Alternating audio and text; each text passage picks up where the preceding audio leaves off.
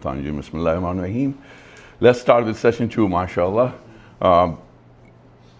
We had an intro last week, two people just joined, 3 new people joined today. So, I run a company called Your Choice Auto. I run a company called Waukegan Auto Auction. I run a company called Wild Bills Auto. We have multiple dealerships all around Indiana and Illinois. I've been in the business for about 20 years. Buy and sell cars. I'm a licensed auctioneer. I host auction every week, twice a week. A public auction in Waukegan. I own that auction. It's called Waukegan Auto Auction. And this whole thing is to help people, help whoever need help to get into a business. So in session 1, we talked about a lot about like whole business, like as a recap, like total, like how the whole business functions. In used car business, it's very hard to really recap everything within 2 hours, but we tried our best. If anyone has not seen the video, you can see the video. You guys have the handbooks. Today we're going to talk mostly just about buying, because buying itself is one of the major part of the business. And we will do a recap from session 1. So I will start with the recap from session 1. Those of who you attended, those of you who not attended, I'm just going to ask a few questions and then get some answers, and we're going to keep going.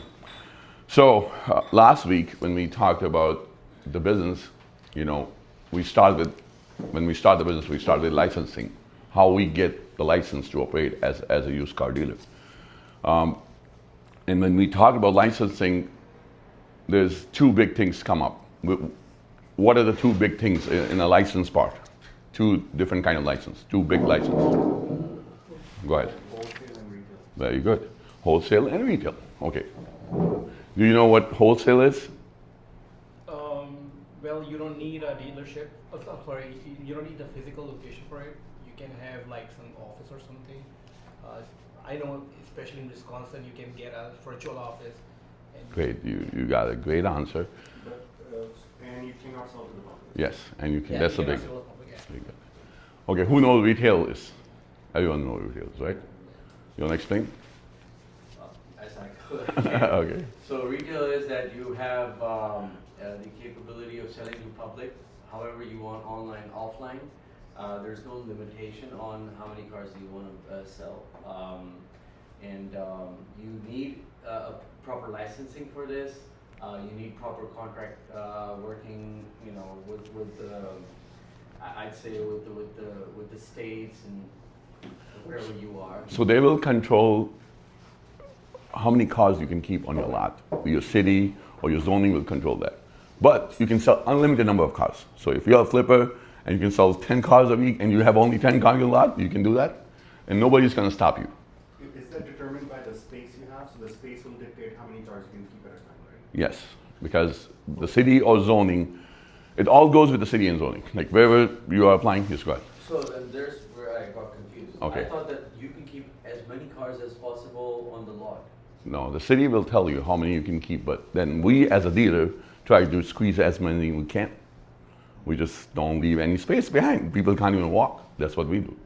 But we're not, Just like a shop has limited amount of people you can have. You cannot have so many people in the shop. No, that doesn't specify that. When you're trying to get a used car dealership license, the city will ask you a simple question: how many cars you're planning to keep, and how much? And are you going to have customer parking? How many customer parking you going to have? You gotta give it's a little application you gotta fill. Sometimes they will take you to there's 2 sessions. The one will be where you will go in front of the zoning board or zoning committee, where they will ask you a few questions: how many cars you're going to keep, where will be customer parking, where will be is that in an area which is like too crowded. Most of the time, you guys have to remember, if you are operating in Illinois, they love sales tax, and we dealers give them the most sales tax. We give them a lot of sales tax, so they love it. So when we tell them that we're gonna, I used to do wholesale, or I have experience in this, I've been doing this for a long time, whatever words you can say, and then I'm planning to keep $15,000-$20,000 worth of cars. You can keep $5,000 worth of cars. That does not matter.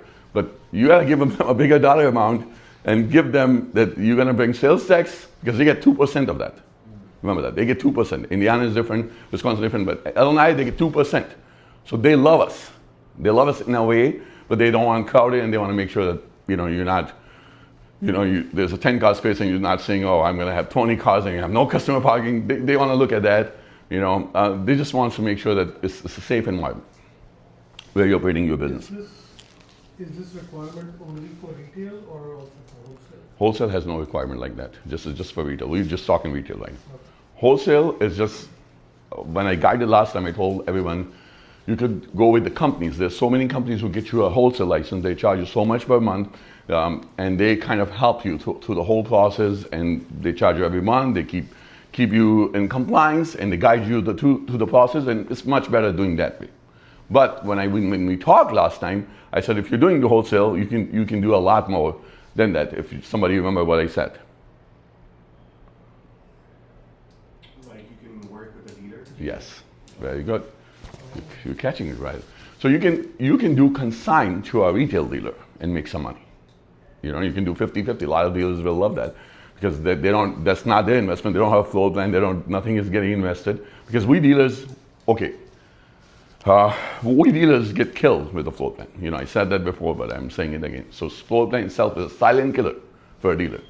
Number one reason the dealers go out of business is a floor plan. Number one reason dealers go out of business is a floor plan. Floor plan. Yeah, floor plan. We'll get to that, but we covered deeply in session 1 about floor plan. Floor plan is, okay, who will define floor plan? What is floor plan?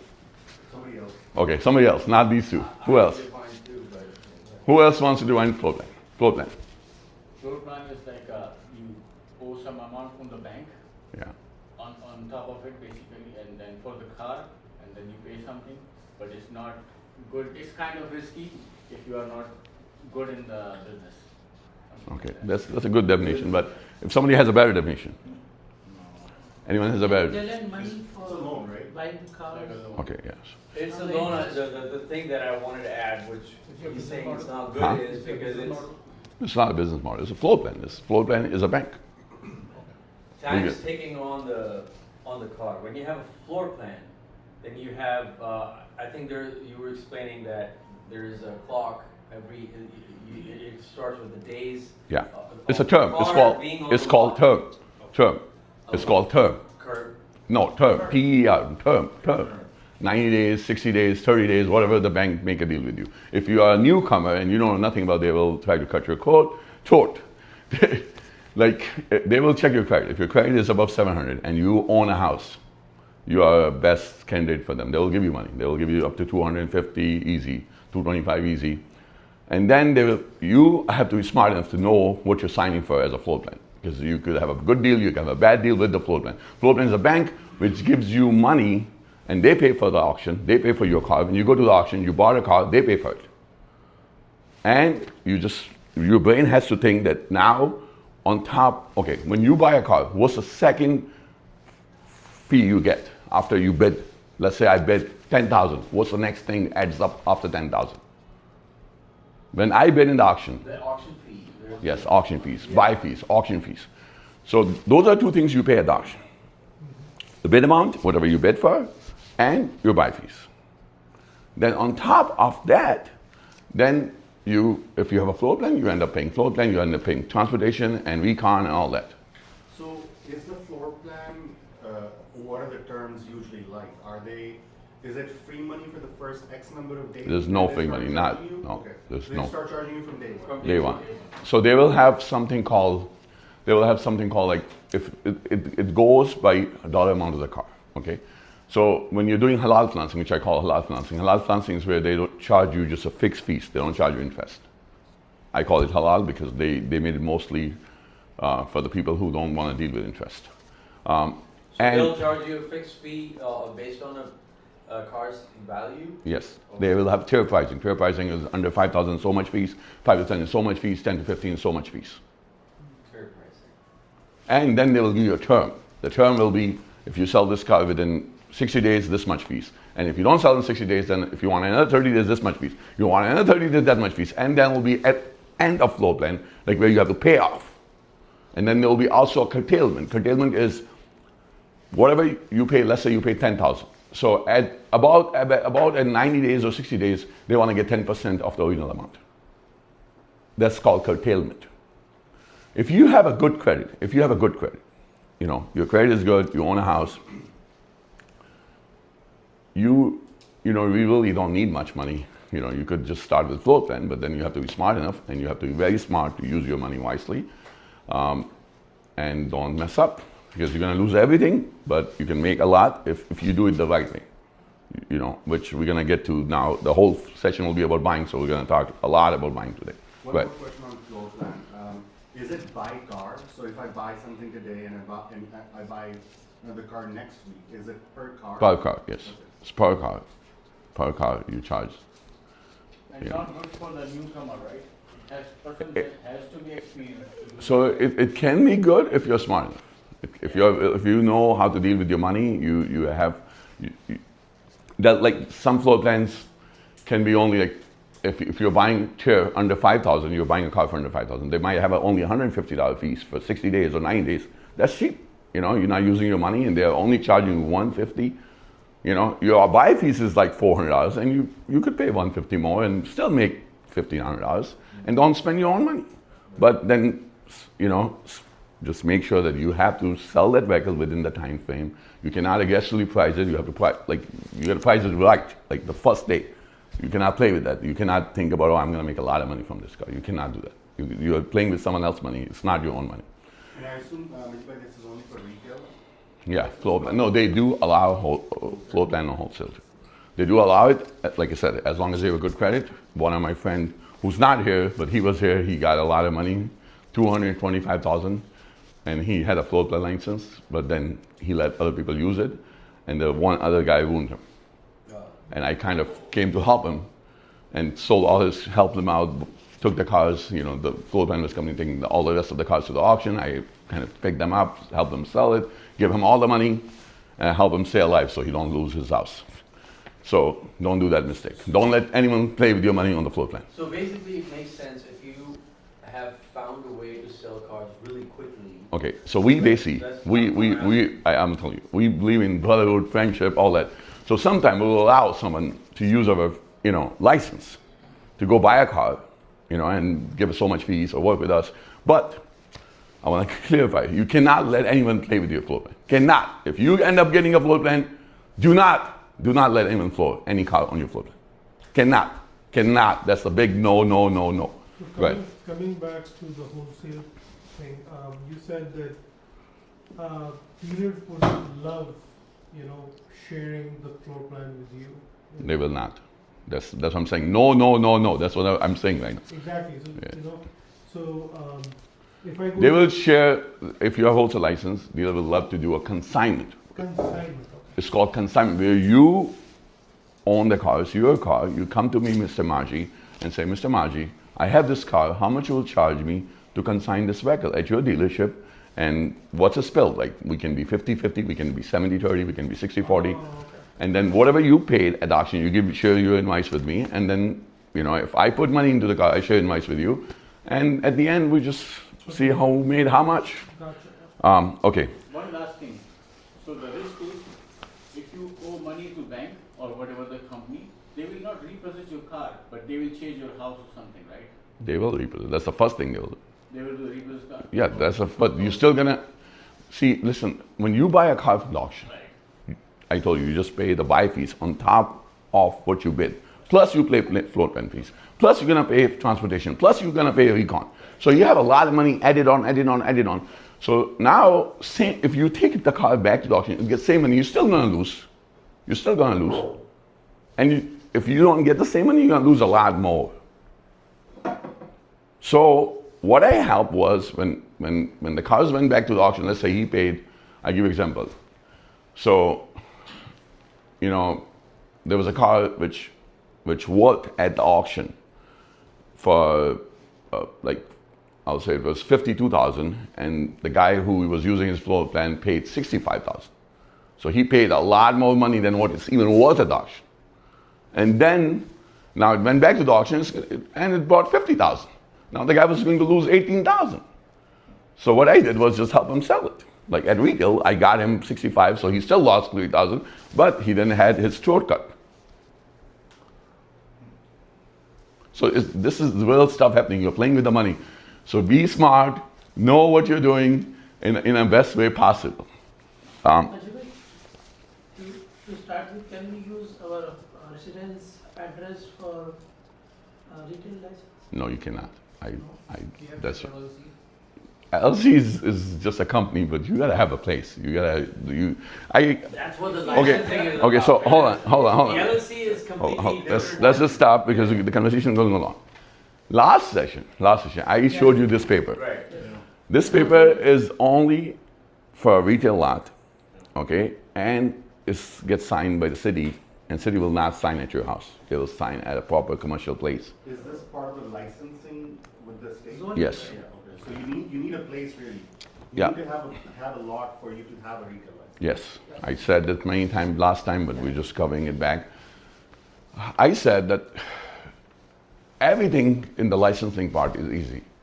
There's nothing hard. Everything is easy peasy. I call it easy peasy. This is the only thing. If you get this sign from where you're opening the city, and what it has, very simple, your company name, dealer type, which we're gonna do retail, license type, used vehicle. This is gonna be used vehicle, sorry. Dealer type is used vehicle, and then located at this address, like whatever address, like you are trying to apply it. Let's say this plaza across the street, it has a little spot for you with, you can park 10 cars and this. So you're gonna go to the city and tell them, listen, I have this spot where if this spot was not a used car dealer before, they will want you to give them some plans. But if it was a used car dealer before, it will be much easier. If there was a used car dealer before and he just left, it was a warehouse, there was a dealer before, now you want to open again, it will be much easier. You just tell them there was a dealer before, just getting the same spot, and they will sign this damn thing. If they sign it, you are good. You just got yourself a license. The rest is just easy peasy. It's just going through the process. So the process with the city will be just filling the application for them and paying them the fees. Like I said, if they do not sign that, then they'll tell you have to go through our process, which is their process is two-part. One is the zoning meeting, and the second is a city hall meeting.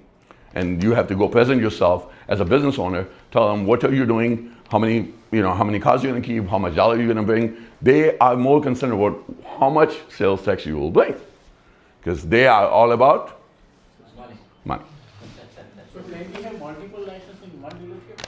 No, you cannot. You just gotta have one license, which is a retail license.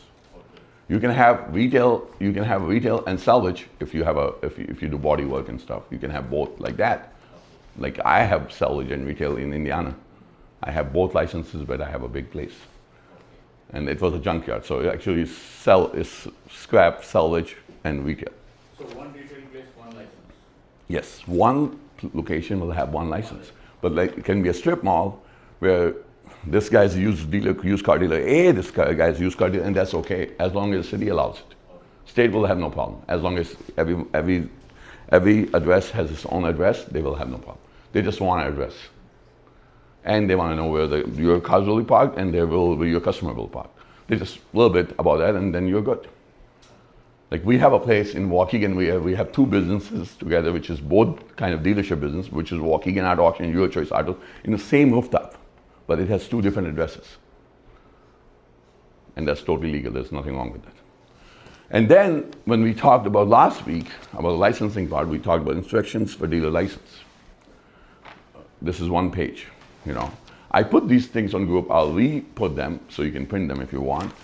So basically what it says is, it says that you have to get your insurance and bond, which you can, I can give you a reference, or you can just call our insurance guy who will quote you a bond. Insurance bond will cost normally $300 to $400, $200-$300, runs about that. And then insurance is just, you're gonna pay up for 1 year, but you normally just gonna start something called DOL. What is DOL?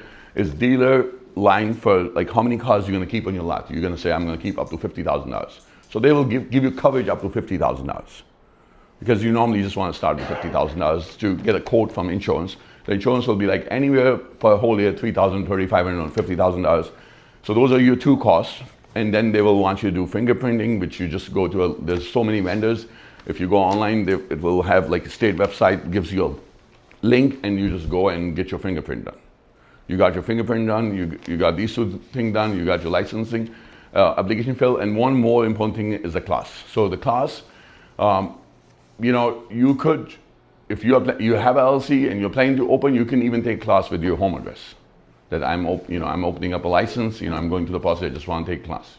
You know, I'm talking to the city, you know, you're talking to the city, like, you know, it's going to take 2 to 3 months, you can take the class before, so you don't have, because classes are holdback. And Illinois requires a class. The state of Illinois requires a class. So you have to take the class. That's one big thing which, back in the days when we become dealers, there was no class, but now there is a class. And the best thing is if you create an LLC, and you can call the dealer licensing and find out about the class. They'll give you a number, and then you just search for the class and just tell them you already have LLC. You're just working on a location, and you can put your home address, and you still can take class. But class is important. The class they just have like sessions from state police, Secretary of State police. Secretary of State police is a separate police, which is just for dealers, mostly for dealers. They Secretary of State. Like, you know, they control the normal license, and they control the use vehicle and all that. But they mostly enforce us because they have to keep us in straight line.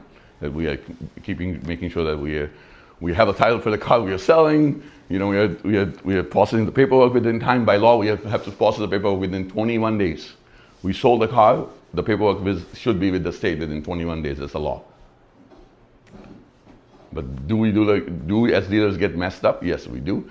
And if the customer complains, the state police will show up. They will give us a warning or a ticket, and we have to go through that. But as long as you are a good dealer, you don't mess up too much, they're not going to give you a hard time. They're going to leave you alone. So papers and such, such like the title, after selling the car, you're saying? Yes, you have to title within 21 days. You have to send us 21 days. 21, sir. Okay, so we went through this application, and we went through this paper. You guys, for second session, are you guys clear about these two things? That's the main thing.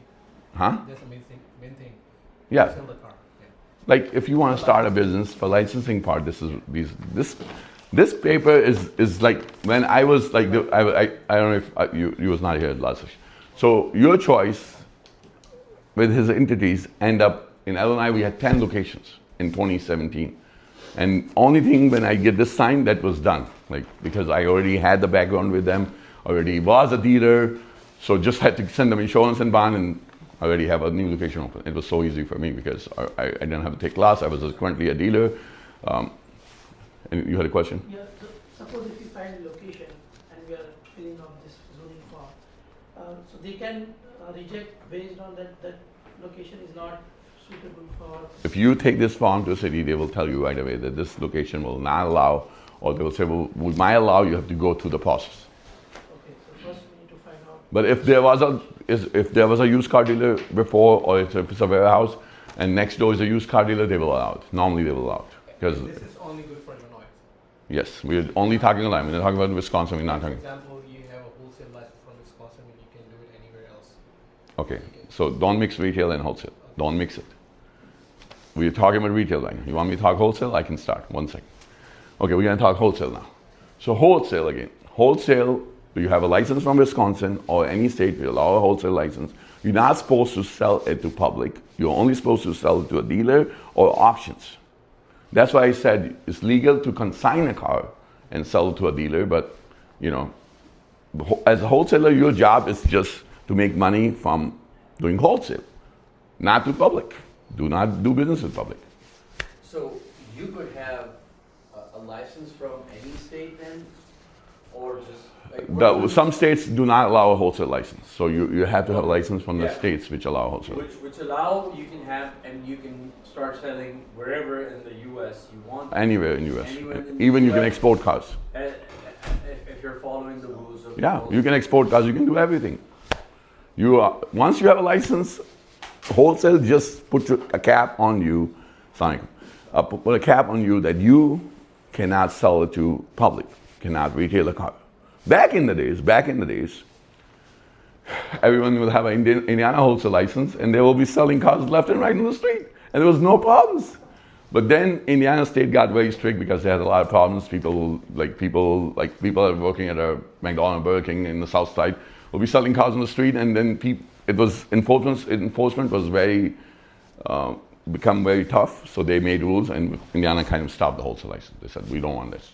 It was too much for them to track because, like, you know, when we are selling a car, it's a big liability. You know, Yeah. But like, you know, we end up getting a wrong car. We got from someone, and it was a fake. It was like a bogus title. You know, you have to keep your brain open.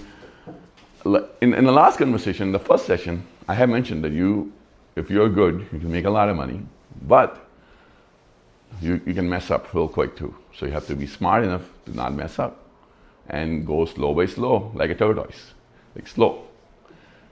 Okay. I'm going to ask you guys one thing, which brings me. What's the number one reason dealers they die? Why we as dealers, how we die? If you become a dealer, I want to let you to know that. What's the number one reason we die? Like, start fast? Or No. We die as dead. How we get dead as dealers? Number one reason dealers die. No. I think it's still. With the health issue. With the health. Oh, What? with health, Well, how? What? Physically, like, die. Yeah. I think Stress. stress. Heart attack. Number one reason. Whoa. Dealers die with a heart attack. We take a lot of stress. And like you said, stress, but the number one reason dealers die is because we get heart attacks, because we take a lot of stress. We sleep stress. Like I said, we can be happy because that day was strong and we made a lot of money, and we can just be happy and not sleep. Or we can be sad and stressed all night because we're having problems and not sleep. and not sleep. So you're not going to sleep anyways. But I'm not going to scare you guys. It's a good business to be. It's a- Must you scared? Because the reason is that you have to know what you're getting yourself into, what you're signing up for. Right. It's a good business. Any business is stressful. Any business. You run a gas station, itself was a 24/7 business. I run gas stations most of my life. I still own gas stations. That itself is a different ball game. You could have employees stealing $20, $30, stealing a few packs of cigarettes, and you're losing money. It's a different damn game. You know, and it's stressful also. But this is where you're playing money on a daily basis because you're selling used cars. You're not selling new cars. These things are used. You bought, like, it's used. It's just going to have scratch. It's going to have dent. It's going to have this. It's going to have that. It's used. You're selling something used. You're not. It's just going to come with someone else draw it. If a customer comes to me and say, hey, this is scratch. This is, sir, you are buying a used car. This is what used means. It's going to have used tires. Oh, the tires does not look brand new. Oh, brakes are squeaking. Sir, ma'am, you're buying a used vehicle. I am not giving you this thing is not coming with new tires, new brakes, everything new. Yes, you want to put new tires, you want to put new brakes? We can do that. It's just going to cost you a little more. So we're going to keep going to the next points because we don't want to. Okay. So in the last section, what we learned, so the question comes is, when we say buy, what does buying means to you guys? What does buying means to you guys? Investment. Very good. Good answer. I'm looking for other answers. What did buying means to you guys? Just taking Profit. Profit? obviously. Yes. Well, You said something in the last session which really remains with me is that, I mean, I'll explain it in my words, that, you know, you don't think about selling. This business is all about buying. You know, you have to know how to buy the car, and then only you can sell it with profit. So if you're not buying it properly, if you haven't done the homework, if you haven't done the due diligence of, you know, buying the car, what is it going to sell out for? What kind of, you know, inspection you go through and stuff like that. So what remained with me was that it's all about buying, not about selling. If you buy the right thing, it will sell out. That's what. I think you mentioned in your last video that you're buying a car that you don't like personally. You're just buying it to make a profit out of it. yes. Don't buy what you like. Yes. Never buy what you like. That's my whole Yeah, yeah. thing is that Like, You're you know, buying for profit. yes, you're buying for profit. You're buying something Yeah. which you think with your research is going to make money, not just what you think is going to make money. Because every car, when you're at the dealer auction, every car passed by, you'll think you're going to make money. That's how it is. That's how that, you know, that when you're at the auction, it's a show. I call it a show. And when you're at the show, it just, your brain will think that every car will make money. This car, every car will make you money. So you have to, that's why when you said homework, you do your homework and you do some research and you know what you're buying. But you make the money when you buy the car right. You make the money when you buy the car right. That was the answer I was looking for. You make the money when you buy the car right. So when you bought the car, if you bought it right, you made the money the first day. You're still gonna make the money when you sell it, like physically or like real way, but if you bought it right, you own asset, which has a value. Because you're buying asset. And the customer is buying asset too. Right? They're buying asset from you. So the asset has to be bought right to make money. I guess you have to study a little bit of supply and demand in some certain. I will go over that. I have already planned for you guys. We have a 3-hour session. There's a lot of good stuff planned. Okay, so why is cheap now always a good deal? Why is cheap now always a good deal? Why is cheap now always cheap? Cheap, not a good deal. Like you bought a cheap car, but it's not a good deal. Why is that? Repairs. Very good answer. Repairs, yes. What else? It's cheap for a reason. Yeah, I mean, that's what I'm gonna say. it's cheap for a reason. It could mean, you know, you need to upgrade it, spend more money. So I'm going to stop you right here and then kind of clarify. So like he said, repairs, you know.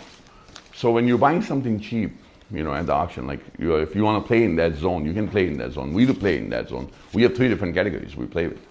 And we play with that zone. We do have cheap cars for our public auction, which there's people who are challenging with money and they only can buy something for $2,000, $2,500. And we can't do any work to them other than we just make sure that motor trans is good, frame is, you know, good, decent wise, and we just put in our auction and sell it. And we only make $300 to $400, $500. That's all we make, and that's not a lot. But when we make that, we make in a volume, so then we can stay alive. But if you bought a car, a cheap car, and you want to make money, you know, $300, $400 is going to be nothing, you know.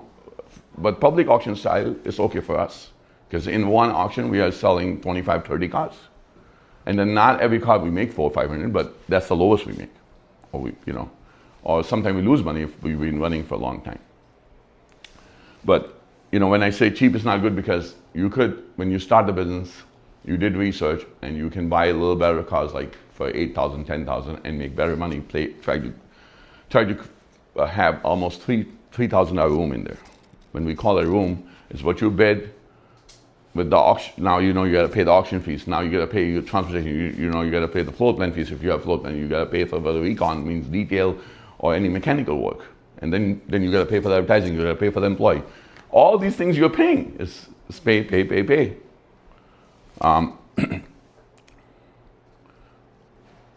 sometimes if you buy a cheap car, right, you can still make money by repairing if you know repairing. Yes, like I said, we can do that. You do like And then investment on that. we're gonna talk about average, like average what happens. Like, you know, you could be lucky. You bought a cheap car and you made $1,000, $1,500, you know. Like, all that is part of business. But we're gonna talk average. When I say something, that'll be like what happens mostly. Just go ahead. It's just, I was thinking like when you buy and sell car, you have to sell in a specific market. Correct? Like you cannot just buy a Mercedes and selling in Southside. Or No, you can sell anywhere. It's not. It's an online business now, so you like can. cheap car people, like they must. They will go anywhere. Yes. I think that what Okay, I'll stop you right here because I want to answer. Sorry. Really. So, guys, the business has changed.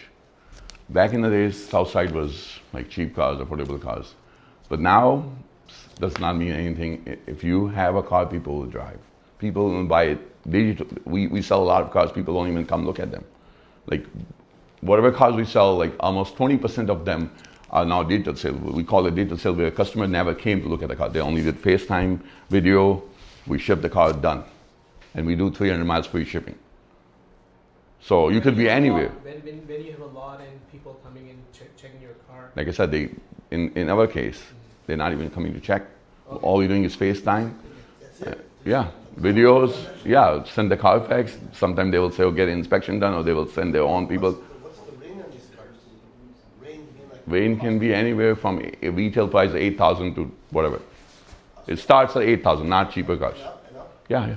It can be a $30,000 car where, yeah, they will get inspected. They will send their own inspector, or they'll tell us. Okay, so It depends. Sometimes they will not do inspection because the Carfax shows all the good service record. It was at a new car store. It was service. Everything is there. They looked at the video. They are happy with it. Just send us. We don't want to go to the And inspection. also they your do their reviews. due diligence and send their mechanic and get it inspected. They can. We make them sign a waiver. There's a PSI, right? Pre-sale inspection. We're not talking about the auctions right now. No. This is retail. Even as a dealer, I was looking at some cars and they were like, you can have a pre-sale inspection done before you buy through a dealer. Yeah, I'll go. I'll. One quick question. So, very interesting that you say the business model has changed. What percentage of sales do you think you get from, or leads, get from online versus walk-ins? Walk-ins are very low. Like walk-ins are now out of 100%. Your walk-ins will be only 10 to 15%. That's why you can sell a car in a warehouse and have no problems. So about 80% of your leads. and 80 to people 90% of the people just 90% is. So, That's why I said that if you get a warehouse, you're good. Don't think that we're getting it. Exactly. So I'm gonna go to you. I'm sorry, Okay. but continuation. I mean, are we truly? Why would you need a lot then at a prime location at an expensive location? You know, Carvana and other companies are proving this model to say, look, you're buying online, you see everything online, your car gets delivered, right? That sort of a model. Why would you want a lot in a prime location? Why could you not have, like, you know, in a desert place somewhere? I said that. I just said that you could be anywhere. He asked me, that's the question he asked me, that if I open up a south side, can I just keep cars? And I said, no, you can keep any cars. You just, if you're on the south side, you keep your fence secured, or you want to make sure nobody steal those calico murders. They steal them left and right. So, but let's say if I have a dealership license in Illinois, can I have the dealership location in Arkansas? No. Repeat again. If I have a dealership license in Illinois, I think I'm refuting myself. I can understand that, but can I have a dealership location in Arkansas? No, you cannot. You cannot, right? You can if the state allow it. It's called supplement location. So we, in our dealership language, we call it supplement location. So supplement locations have to go to that state law and city law, wherever you are. So Margie can have your choice in Indiana, he can have in Wisconsin, he can have here, but I have to get licensing from the city and the state. I cannot just have a license here and selling. I can sell anywhere in the US, but I cannot have physical location over there. Are we clear? Yeah, I think so. But now you're shipping vehicles, the world has changed, we advertise 300 miles free delivery, everywhere. We advertise heavily, and we do get customers from that. And like I said, like for my students, I always tell them to start with a warehouse because it's much cheaper. If sometimes you get a good deal, or 2 or 3 people can combine and get a $5,000-6,000 lot, which holds 50, 60 cars, and never think that, if this lot can only hold 10 cars, that's not good enough. That's good enough. Because it's all about how many you can sell in a week. You can have a 10-car lot and you're so good that you can sell 10 cars. Flow. Yeah, flow. Flow is more important than inventory. Yeah, flow is If you're important. selling a car online, your reviews matter most, because if someone is coming in buying from Reputation. you, We're gonna because I see this we're gonna get to that point. We did cover it in session 1. Anything below 4.5 in used car business is not that good. And it like I said, my company, when I was in real estate and I was doing everything else, I was not running my company fully myself. And when I came back last year in October full time as the head of the company, we improved our rating a lot. We went from 4.1 to 4.5, 4.6, 4.7, and that helped business.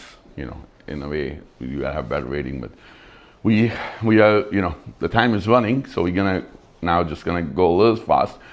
Okay, I'm just gonna get one person to answer me one question, and then I gotta keep going. So, what does TMU means? Raise hand. Not you two. Anyone else? Is this the packet? True minds unknown. Yes. Very good. This is for today. True And you can- mileage, true mile unknown. True mileage unknown. Yes. TMU. True mileage unknown. Like if you are at the auction and say TMU or miles rolled back, all that same. Miles rolled back is the same thing too. They will announce miles rolled back. When you sell this vehicle, do you sell it with that designation? Yeah, well, you have to sell with the miles being not actual. That's You okay. disclose it. Yeah, well, you disclose it. If it's before 2010 and below, you can just do exempt. By law, anything starts with 2011. That's a federal law now. 2011 and above, you have to disclose miles. So 2010 and below, you can be exempt. Okay, I don't know. It was exempt. Raise your hand. Finish. Finitos. Okay. What scenario TMU will be? Sorry. Like how TMU you identify? How you identify a TMU? The auction will announce it, or you look at the history report. You will have to look at Carfax or AutoCheck. What is the risk in buying this TMU? Not much risk if you're playing cheap cars. If you're playing expensive cars, it's a very big risk because the car can have 200,000 miles and somebody will back the mile to 100,000 and you think it's 100,000 miles, but it's not. But rolling back is a breaking law, right? It's breaking law, but it happens. It happens. Did they change the engine with the new? No, engine does not control the mile cluster, but it happens. So just if you are buying a car at auction and they are announcing TMU or miles rollback, you have to make sure that you do your auto check or Carfax. You know what you're doing. Okay, I just want one answer from one person. What is a condition report? Condition report. Condition report. Condition the car is in? Yes, very simple. Condition report, like we call it in our language, we call it CR. CR, condition report, CR. Manheim and many auctions will have a CR, it will have a rating. It starts with 1 to 5. 5 is the best, 1 is the worst. And a car so there was something important I told you guys about the CR.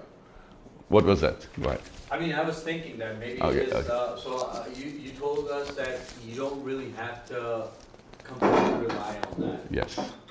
because it could be bogus. It can be 5, but it can still go bad. Okay, so I'm gonna give you the best answer to you both and everyone. So CR is a condition report. It's based on cosmetics. It's based on how the car looks. It's not based on how the car runs. So the car can have 4.5 rating, but the engine is not good. Fans is not good, but it has no scratch, no dents, no nothing. It's a great CR. It happened to me many times. When the COVID came, we started buying online mostly, and I got messed up or effed so many times, and I learned to stop doing it because I would see a CR of 4.5 and I'd say, okay, the car must be good. And then the Carfax looks good, everything look good. We didn't check it because we was not at a lot. It was, COVID gave us this trend of buying online, bidding online. And this was not open lane or it was not ACV, not those two auctions which give you some kind of a sense of like a guarantee.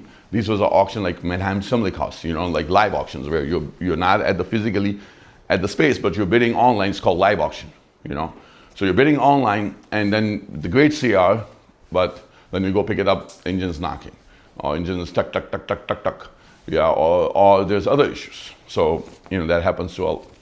Salvage cars are also in here. We're gonna talk about salvage separate. Okay. Don't confuse yourself. That's We're gonna talk about salvage right Very now. important question. Salvage is totally different game. Don't even mix salvage with this stuff.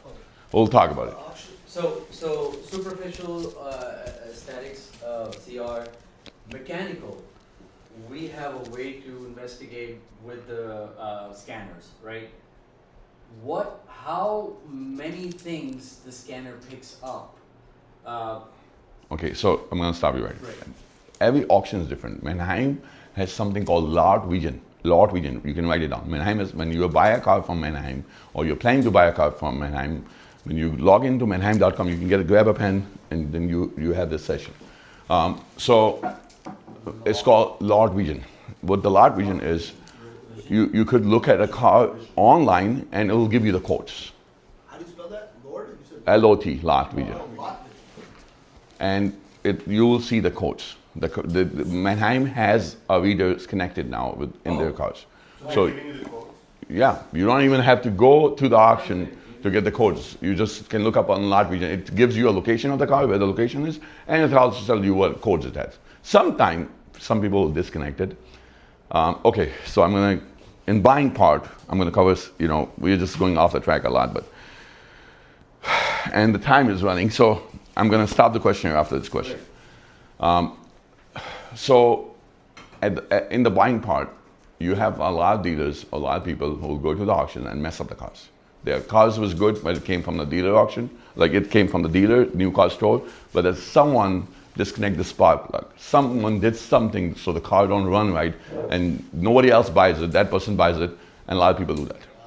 A lot of people do that. They spend their days in the auction. So basically, if the auction is Thursday, they spend their day on Wednesday, they check the cars, and they mess up few cars, which they really want. When the cars are coming in, they have check engine light, or they're messed up, but they was not before. And then when you look at the Lot Vision, it will be disconnected. Like you won't see the codes because the damn guy plugged the Manheim coder in there, Manheim reader in there. Now you're just, so what happens with my guys, when they check the cars, they tell me that the car was running good, Margie, someone unplugged some shit. Or they catch it because they get mad, they spend so much time, they check the cars, and now they gave me a list, and they checked the car yesterday, now it's running in with because normally I will have a person who checked the cars for me, he's with me. So, because I'm bidding from one lane to other lane, and my person who was there a day before, who checked the cars, he knows how he checked and how it sound, and there's something wrong, and that happens a lot. But we're gonna cover more, because the time is really, really flying. So, okay, what as is means in the auction? No warranty. Pick and drive, same thing. Okay, yes. So, and what is the way out of as is? What is the way out of as is as a dealer? What is the way out of as is? Huh? No, you can't do a PSI, as. Is that gap? No. No. So you wait and see if the title. Very good. Man, you are catching it. So there's two ways you can get out of the car if you bought a car as is. The first way, the first way is frame check.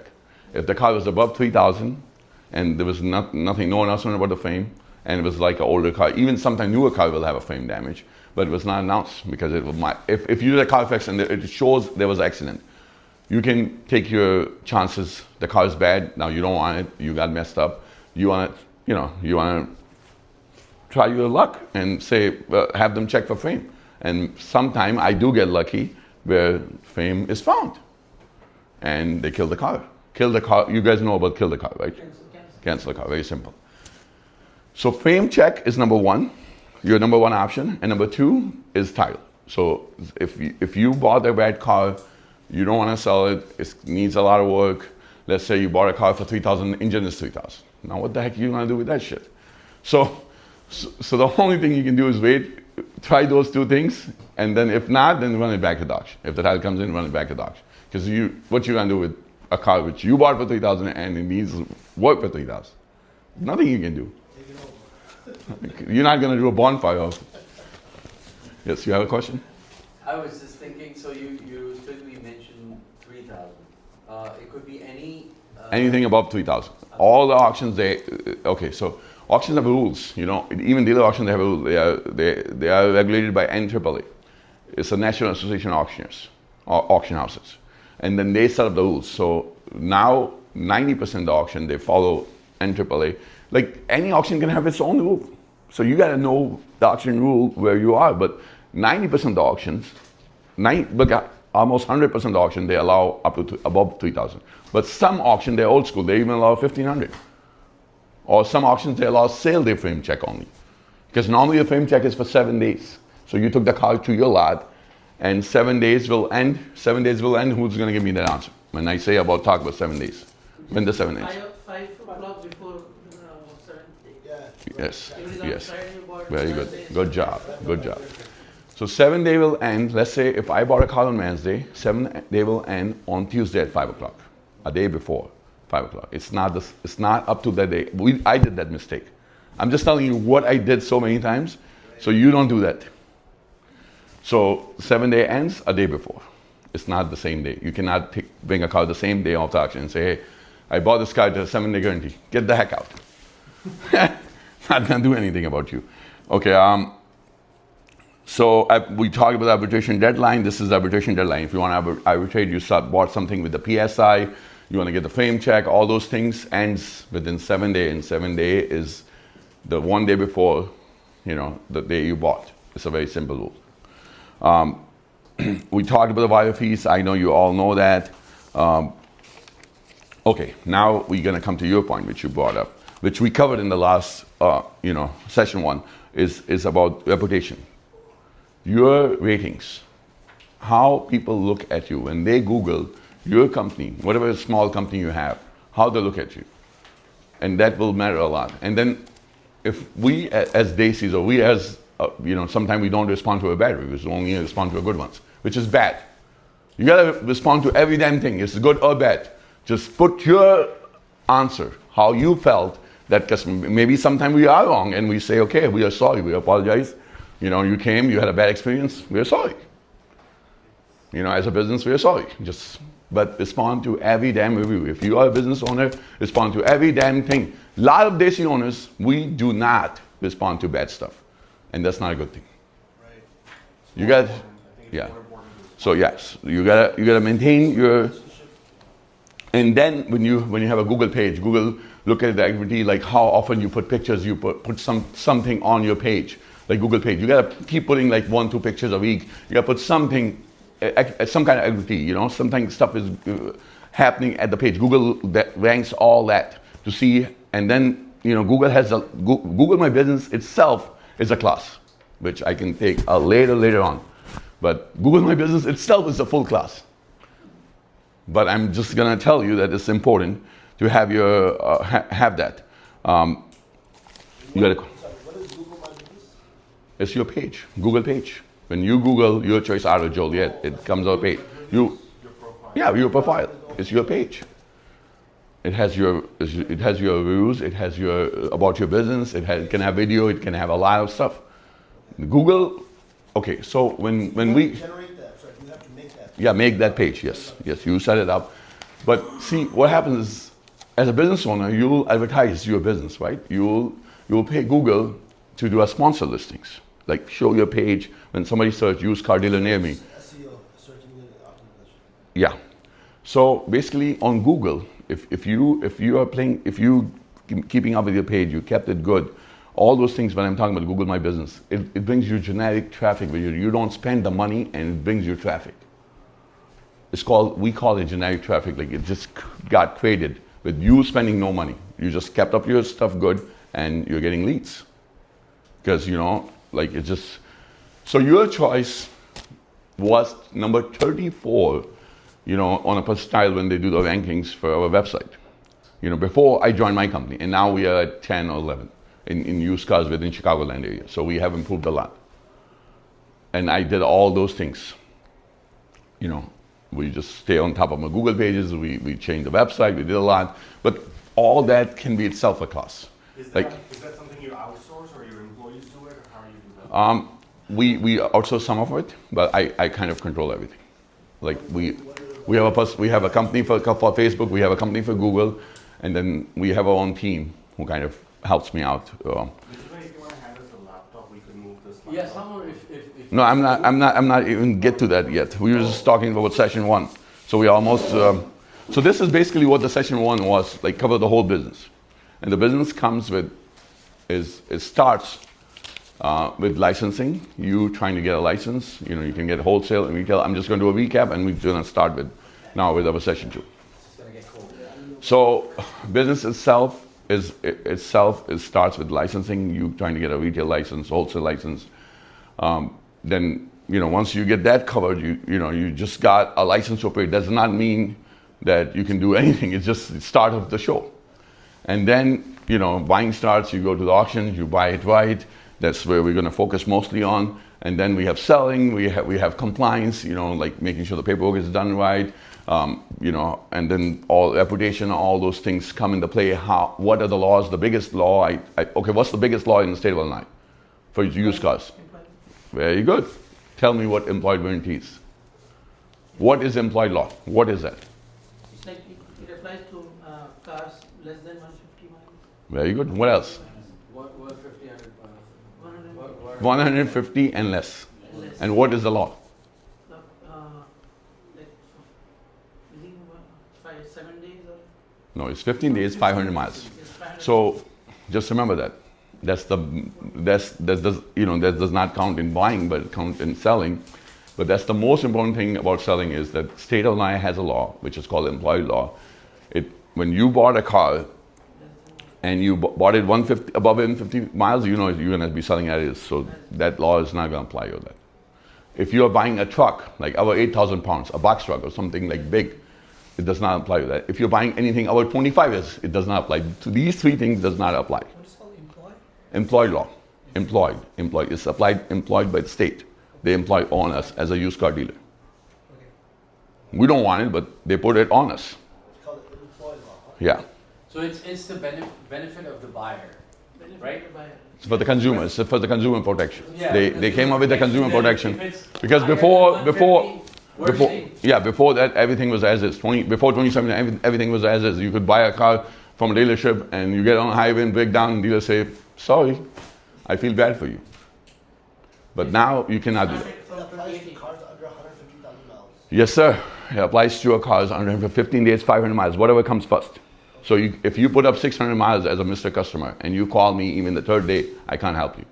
So either this or Whichever that. comes Whatever first. comes first. Whatever comes first. Okay.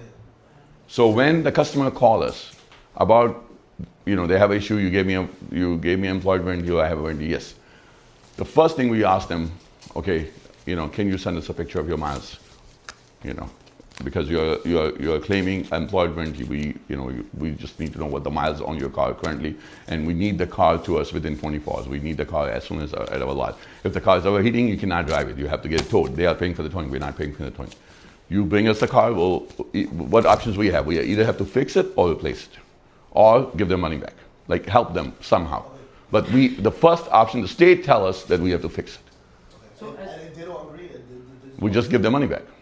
so as a buyer, suppose if someone doesn't know about employee law, so how they will get educated about the employee law? It's everywhere. It's online. You gotta Google. you have to sign. Yeah. Bill of sale states that. The documents say that when you're buying from dealer, everything. I mean, there's probably a leaflet which says Yeah. fine print or something. Honesty and transparency, that will shine through. Even your bill of sale will state that.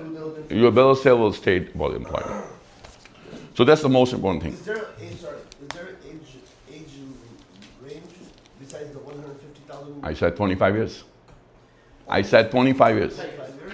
Yes. I said three things. What are the three things again? So 15 days, 500. 15 days and 25. No, you're mixing it up. No, no, 150K, 500 miles, 25 years.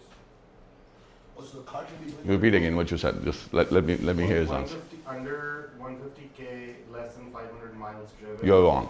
Anyone else? Give me a right answer. Three important things which implies or employed law. Don't mix it up with the 15,500. Okay. 15 years. Not 15 years. You're wrong again. 25. Yes. Give me three things. You was listening very carefully. What are the three things?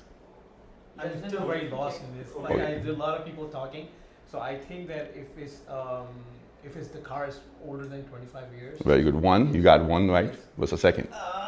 and you have to do it report within 15 days. No. You're mixing it up. That's Like, we're missing the one. By The weight class, right? So the 8,000 weight pound class. truck. The passenger. Okay. What are the three things? Just tell me again. Three things, Mr. Rahil. So 25 years. Yes. There's something about the weight class. It cannot be a box truck. It has to be a passenger vehicle, I assume, or under a certain weight. 8,000 pounds. Class B, Class B, 8,000 pounds. 8,000 pounds. And what was three? 150 Miles. Mileage. 150,000 miles. Very simple. Three things, class. Three things. Miles, 150,000 miles. 25 years, over 8,000 pounds. Doesn't apply. Our 8,000 pound is as is. Our 150,000 miles is as is. in this this buyback or the customer return? It's not a buyback. But like, can there be like a fraud, like someone buys, you sell it like a Dodge, like a sports car, and they drive it for like 5 days under 500 miles, they drive it hard, and they want to return it to you now? So it does specify that if their negligence cost, let's say if a stick shift or it's a clutch and they burn out a clutch, we're not going to fix it. If we feel, Is there certain stuff that is covered? yeah, there's certain, just basically it covers more than trends. It does not cover check engine light, it does not cover auto sensor, it does not cover CAT codes. It does not cover many things. It just covers major powertrain. Okay, Powertrain, yeah. okay. Like when you buy cars from Hyundai or Kia, they say that, whatever comes first, and in that, Yeah, that's that how. code, they specify exactly what is covered and what is not covered. Okay. Yeah, that's. So last week we have introductions already done. We're going to come to the slides now. We already had the introduction done, so we only have 3 people new. So can we start with your intro? So 3 simple questions. What is your current experience with the cars? What part of buying interests you? What is one buying mistake you want to avoid? So cars, I love cars. Okay, that's your current experience. I know. I love What part of buying interests you most? What interests most? Yes, in buying, yes. In buying cars.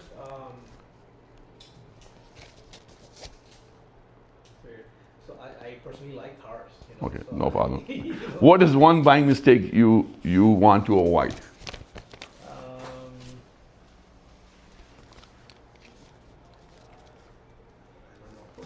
It's okay.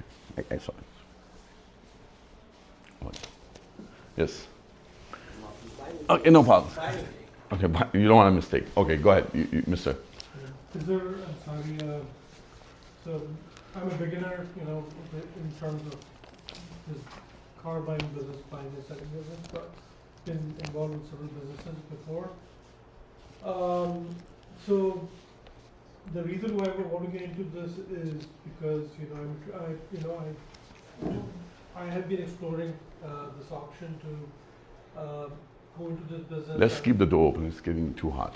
I bought a lot in engine which I want to use for that purpose. Okay. I currently haven't decided if it's going to be wholesaling or retailing as of right now. That's why I'm exploring what I need to do. And the one mistake that I want to It's avoid. got too much background noise. Just gonna bring it back. I'm sorry, it gets too much background noise. Yeah. One mistake I do want to avoid Just keep it a little bit open. is related to financing. Okay. Issues that dealers get stuck with or.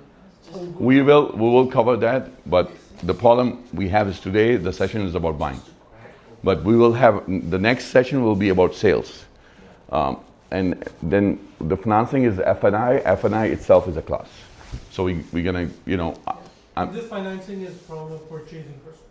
I know for customer finance. We'll No, not from a customer, from my perspective. If I want to, like you were saying. get a floor plan. Floor plan. Okay, we'll talk. I will cover that. Do not buy with your heart. Buy Wait, with your mind. no, don't buy emotional. Emotional. Emotional is the word. I do buy emotional. Still, I buy it, which is wrong. But I don't want any of my starters to do that. Because if you do that, you're gonna be killed in no time. You mentioned that you don't buy what you like. Yeah, but when you're at the auction, sometimes you like you think you can make a lot of money in this car. This is the car you want. Emotion means like you have this guy who's bidding against you, and this car is like something which I sell like quick, like is my lovelies. What are my lovelies? Like Toyota Tacoma, Toyota Tundras. I don't like them, but I love to sell them because I make money on them. I'm just gonna finish myself. So Toyota Tundras are some things which I really like buying because they make me money. And then when I'm at the auction, somebody is bidding against me, and they're bidding against me, and they're raising, and I get mad. And when I get mad, I become emotional. It's not about. it's not. It's not about.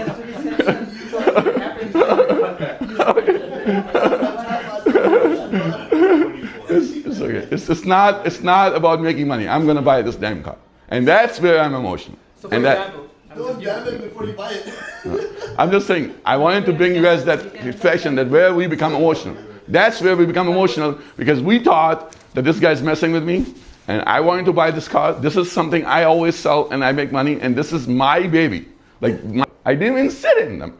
But I know when they go to my lot, they make me money. like for example, if I just give you an example, Basically, what he's saying is it's a ruthless business out there. See, I just wanted to share a story real quick with Majid because Okay, I let's- can explain it. Hold on. We're gonna go slow by slow. So, hold on. You Like, just, for example, Honda Prelude, you know, Huh? Honda Prelude, okay. Honda Prelude.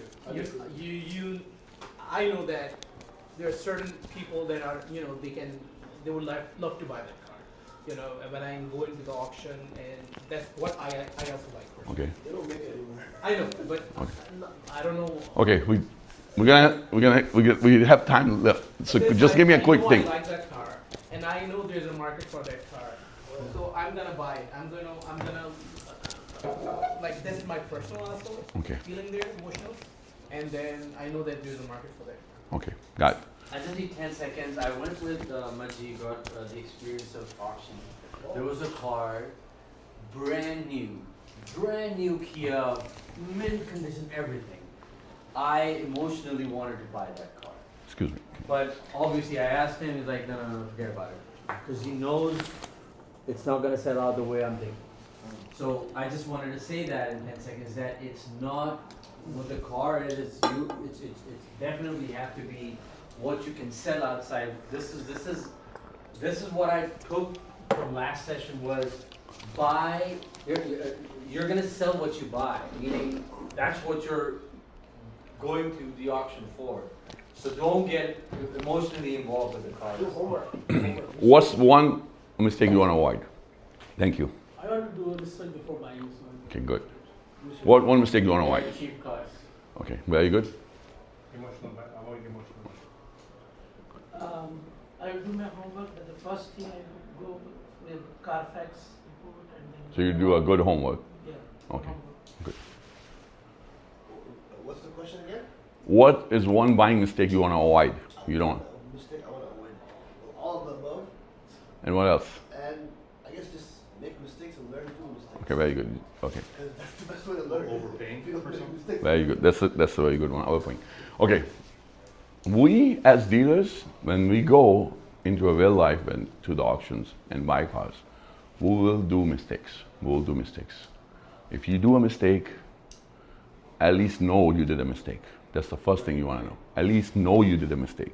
Because, so what I do is after I buy cars, I go appraise, before they even go to my lot, I go over each and every car and go over my buying myself and rate my buying and my team. Because this Friday, yesterday, we was in 3 different auctions. We was in ADESA, Chicago, we was in South Chicago Auto Auction, and we was in Chicago Land Auto Auction.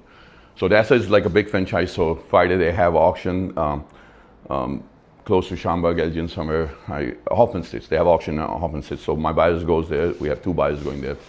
Then I was myself in Chicagoland, which is in Gary, Indiana. And then, so we was in 3 different auctions.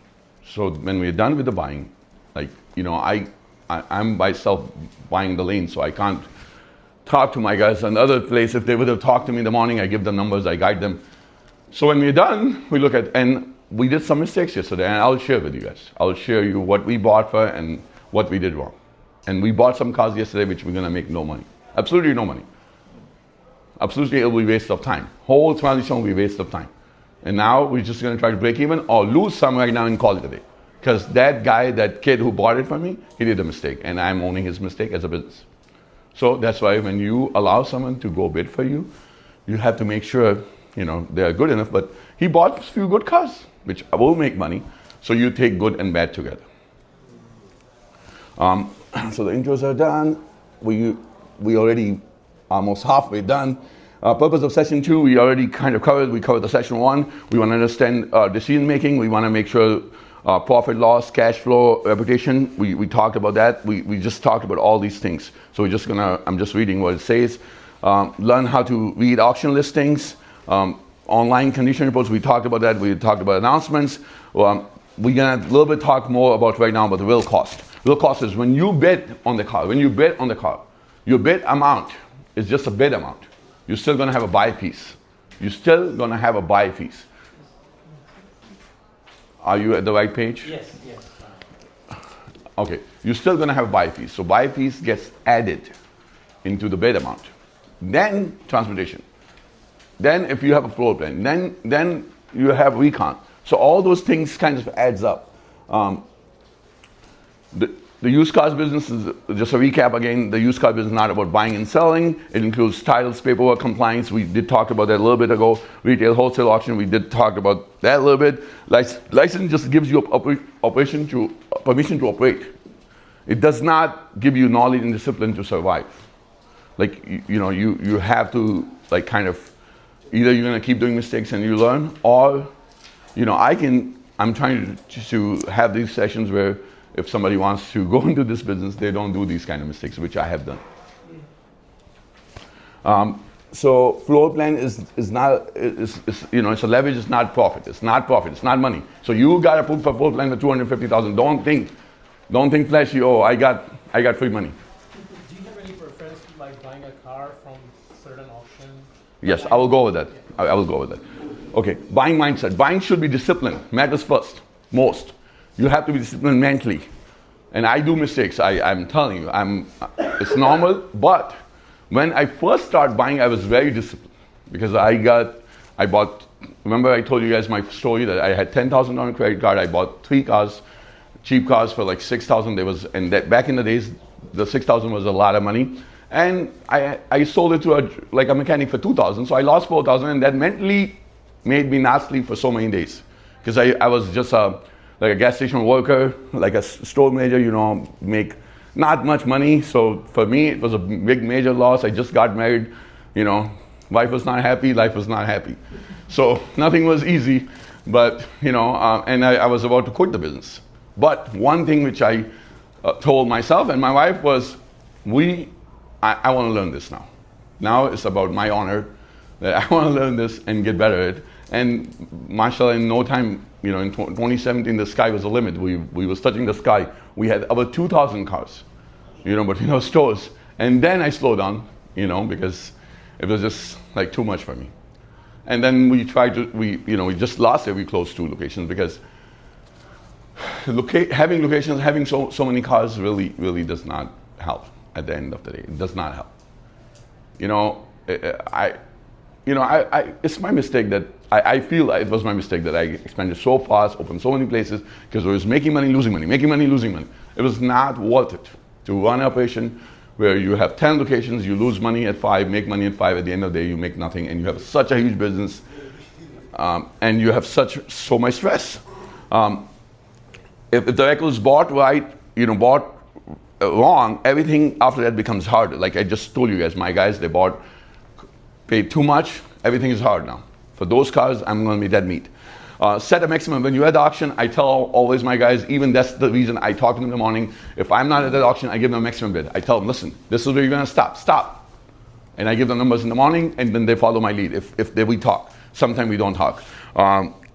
Every car needs an exit plan. Like let's say if I bought a car, like that's what I'm saying. When I look at my sheet, what I bought, now I'm making a plan. What I'm gonna do with these cars. Like, okay, this car he bought wrong. So when we get at the store, we're gonna put it cheap, get rid of right away. Even we put it for the cost. And if we end up selling some backend, yes, we might make some money or make, backend itself is a different story. Backend itself is a different story. We will, we covered it last time. But today we don't have much time, but the next class will be about sales, and the class after will be for F&I. Okay, so where dealers find inventory, dealers. Sorry, are we doing the questions later? I have just one question at the slide in the back. Okay. Exit plan, just quickly. What will be the exit plan? You're saying that you have to... For that car, exit plan, like how you gonna sell it? You're making, like, I got these cars, I bought 10 cars, I have a sheet.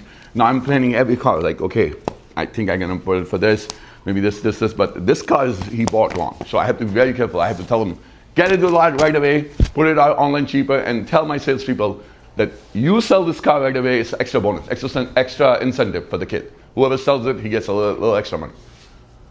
So, because that car itself is a bad buy. And I don't want to keep it longer because I have a floor plan and it will cost me money, because we have a floor plan. And our floor plan is expensive. It's not cheap, because we are playing with a lot of money. Dealer-only auctions. So dealer-only auctions are auctions which, like I talked about, only dealers can go. As long as you have a wholesale or dealer license, you can buy them. Manheim is the biggest one. ADESA is number 2 biggest one. Then you have OVE, you have Open Lane. These are online auctions. We will talk about that a little bit more. Trade-ins. Trade-ins is something when you have a dealership, you can do a trade-in. Private sellers, you can buy them from Facebook, anywhere you can buy from private sellers. Do not buy if the title, that person did not own the car. If they already, it's just a flipping title, you know. Some people, they do that. They just flip titles. They don't even own the car in their name and just say, oh, this is my ID, but this car I bought it from someone else, I'm selling to you. Do not get in those games. Do not get in those games. Do not. What about Copart? We'll talk about Copart. That's the auction house. But I'm just saying, the flipping title game, don't get into that. You're gonna get smacked really bad. Like if you found someone online selling a car on Facebook and they say, now you went to buy it, you check the car, you like it, they even have a title looks original to you, but you ask them for their ID, because if they are selling your car, you need their damn ID. You need to give them your ID, but you need to know them who they are. You need their ID, and then when you get their ID, it's not the name on the title, you don't want that car. Because if they, the whole time they told you this car is owned by them and it's not owned by them, they're flipping the title. And they told you, oh, I bought it from someone else, I bought it from neighbor, now I'm selling it. No, you don't want that shit. You get in trouble right away. Title jumping. Yeah, title jumping. You're gonna get in problem and you won't even know what you are into. Is that because they're selling a bad car to you, or why is that a problem? Because this car is not owned by them. It's not titled in their name. So the assumption is that they're giving you a headache. Is that You can have legal issues. Like the guy who sold the car, he sold to that person, but that person did something wrong, and now it's your car, so that problem becomes your problem. It's like a game. It's like, don't get into that game. I went to this, so I'm telling you what not to do and not to do. I think Don't start with problems. Yes, don't start with problems. you're right. You can make more money. Like this car on Facebook, the guy, is worth retail $10,000. You can sell for $10,000, but the guy is selling for $6,000. I'm gonna make $4,000, but don't do it. Because Especially if the price is so lesser than the actual market. yeah, sometimes it can be close, but yeah. Okay, auction buying basics. So right now we are coming into the auctions, buying. So the number one thing, we will take a break at 8:45. So I want to remind, because I have my own team meeting at 8:45. I normally do a 30-minute meeting. That today, for you guys, I cut it for 15. So you can stretch out, go to use bathroom. But at 8:45, we'll take a break, and then we'll start at 9. Auction buying basics. So read announcement before you're bidding. So it happened to me many times where I was at a live auction. I came from another lane, and I bid on the car, and I thought I was bidding on this car. I didn't look at the screen, but that was a car which left. The car has already left. So I bid on the wrong car, and they sold to me, and now I bid on the wrong car. Or there was 2 trucks, white trucks, Chevy Silverado, same year, same color. They came together, one by one. My buyer told me, Maji, I checked this one, and I saw it, okay, you check this one, but I went to another lane, run back in, and I bought the wrong truck. So you have to know on the screen, all these auctions now have screen, what car they are bidding on before you bid, what car they're bidding on. And that's why I said buying, take it slow. You are not a pro, you are just a starter. So take it slow, understand what's happening. That's why you want to do a window shopping for at least 3 months. Just go to the auctions. Just don't buy nothing. Don't buy nothing. Just look, understand what's going on. Know the light system: green, red, yellow, blue. I'm going to repeat lights. What does green light means? One answer, one person. What does the green light means? It's okay. The car is okay. No, that's not the answer. auction guarantee? Auction grade. Auction grade. That's what it means. Auction grade. Just what Okay. We gotta use the word, specific word. What does red light means? One answer, one person. What does red light means? As is. Very good. That's the answer. What does yellow light means? Caution.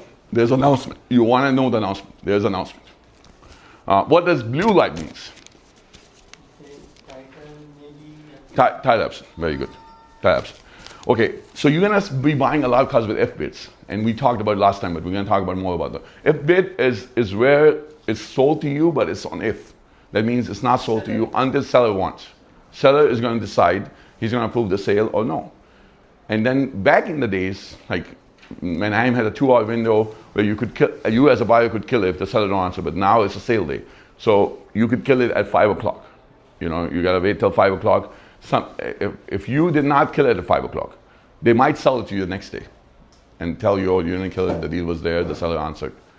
So if you know it's a bad car, you know, you have all the other options, but if it's if bid, the first option is to wait till the 5 o'clock and try to, you know, kill the car, or you know those girls who work the if bids at the auction, like once you go them, you get to know them, you become friends with them, and then, you know, sometime you will, if you know them really good, you tell them, please, I need your help. I need you to help me kill that damn thing. But auctions work for sellers. So if you don't know them, if you don't, and you tell them, you open up to them, they're gonna cut your throat right away.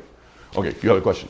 Yeah, so initially when we're going in, buying a few cars, have a limited budget, if bids are tricky because I don't know if I got the car or not. Yes. So can I can't back out if it's an if bid, my money's stuck and I don't know if I'm gonna get the car or not.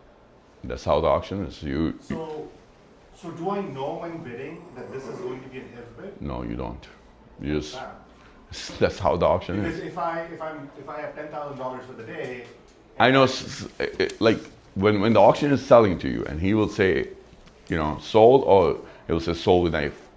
You know, he's not gonna. potentially my money's stuck in that. Yeah, and then when he's selling to you by sold with an F, if you know the auctioneer and you know what you're doing, you could tell him, oh, I don't want it with Dave. I don't want it. If he's not selling right now, there in the yeah, I don't want it. So you can do that. Yeah, you could do So that. we'll not come to know before that car coming into the lane that if it is a if bid or. No, we don't know. But I'll tell you what I do, what strategy I do. So some of the auctions, I know the sellers, when they're doing if, they won't want more money, and I won't be able to work the deal. Like, so when it's a if bid and you like the car, you have to work the deal. Work the deal means the auction will call you and say, you know, you bid 8,600, now we want 95, and then you'll give them 88 or 9,000 and work the deal. Like, make it happen where you meet somewhere. But, you know, it's a process. It takes time. I don't have time. All this. So what I do is when I'm in the auction, I'm the lane, I'm telling Mr. Seller, listen, tell me what it takes right now. I don't have time for if shit. Tell me what it takes right now. And a lot of these store players, they will give me a price. Maji, this is what it takes. And I will negotiate right on the spot. So the sellers are there too? Most of the time, the seller or auction manager is there, or they are online. And then I'm telling the auctioneer, I'm making a deal right now.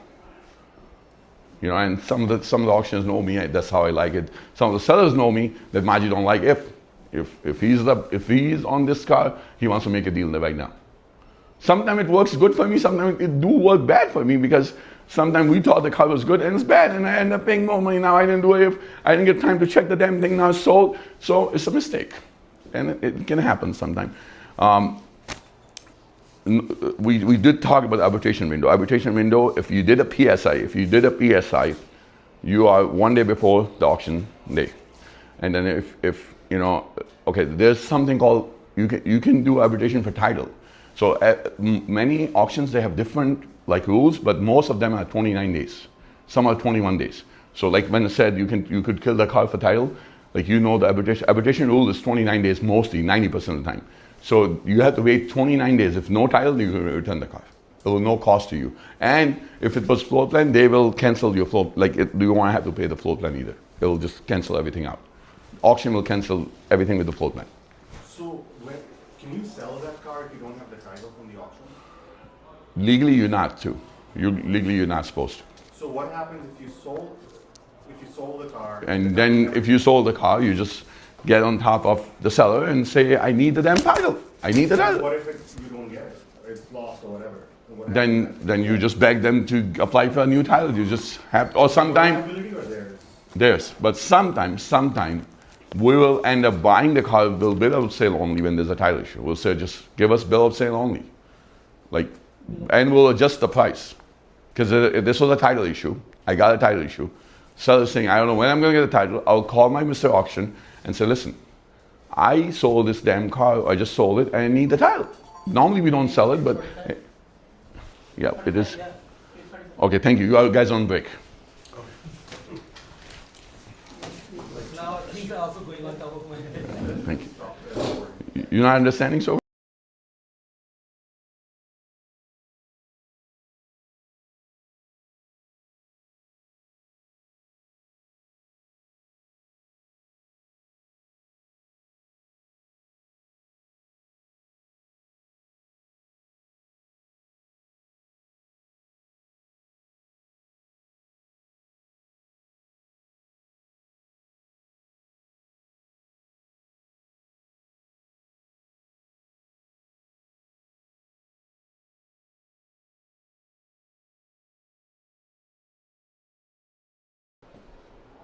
Okay. So we're gonna talk about, where we stop just about buying. So we was talking about the arbitration window. So arbitration window is for if it's a PSI, post-sale inspection, and you paid for post-sale inspection, you paid for it, you will have 7 days. And then sometime you can buy a PSI for 14 days. You can have 14 days, but you pay for that upfront. You can take the car out. You cannot do a PSI if you pull the car out. As soon as you pull the car out, you're done. You're dead. You're done. Like it happened to me. I was very smart, or I thought, I bought the car, I pulled it out of the gate, I came in inside, I forgot to do a PSI. Can I bring it back? No, you cannot. You just, as soon as you pull it out, you're done. So if you want to do a PSI, you have to keep the damn thing inside the auction and let them do the PSI. When they're done, you pull it out. That's how the frame check works too for the auction day. If you order the frame check, you cannot just pull the car out. Some auctions have a system where if you have ordered the frame check, the system will not allow, your gate will not allow to pull them out, but some of the small auctions, they don't have that.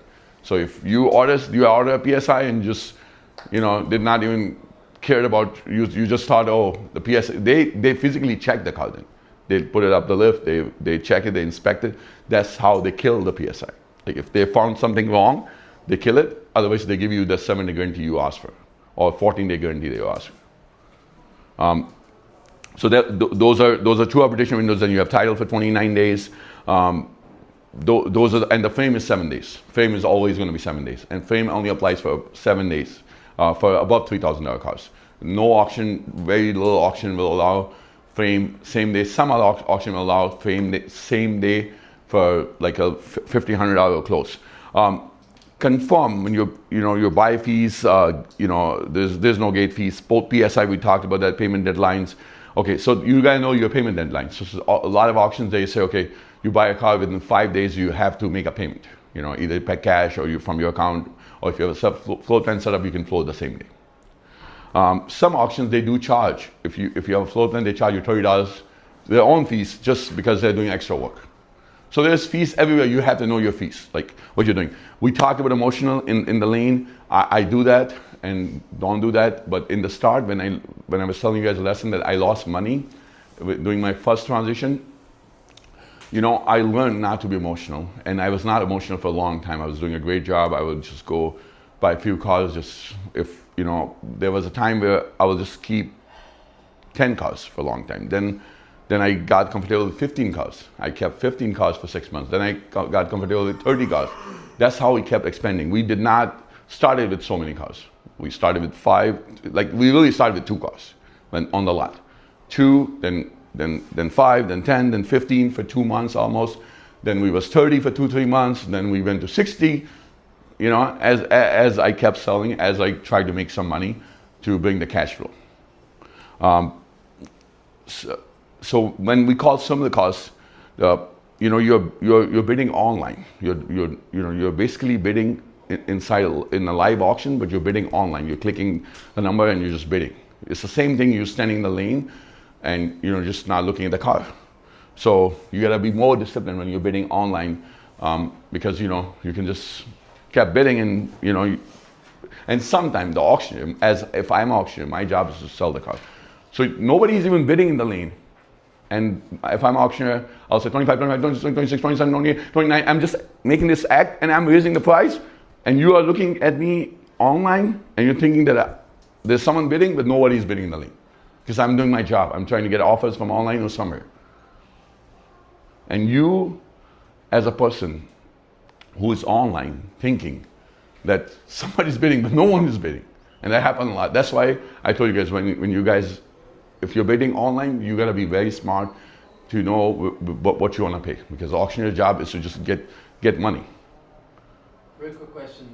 Even on the physical one, you can see online bidders. Is that the same thing, vice versa, what you just told us? That when you're physically there, you can see that there are some people online. Yeah, but what I meant to say was that when you are bidding online, when you are on similar cost, there'll be sometimes no one bidding, and the auction price is just going up. The dollar amounts are going up. Then when you're standing in the lane, sometimes you'll see auctions saying 25, 26, 27, 20, 29, 3,000, we get 3,000. There's no one bidding. No one bidding. He's just trying to get close to the seller number. So when you're in the lane, you have to see who's actually bidding. In the start, I would not even bid. I lost a lot of cars, but it's okay. I was learning, and I always want to know who's bidding against me.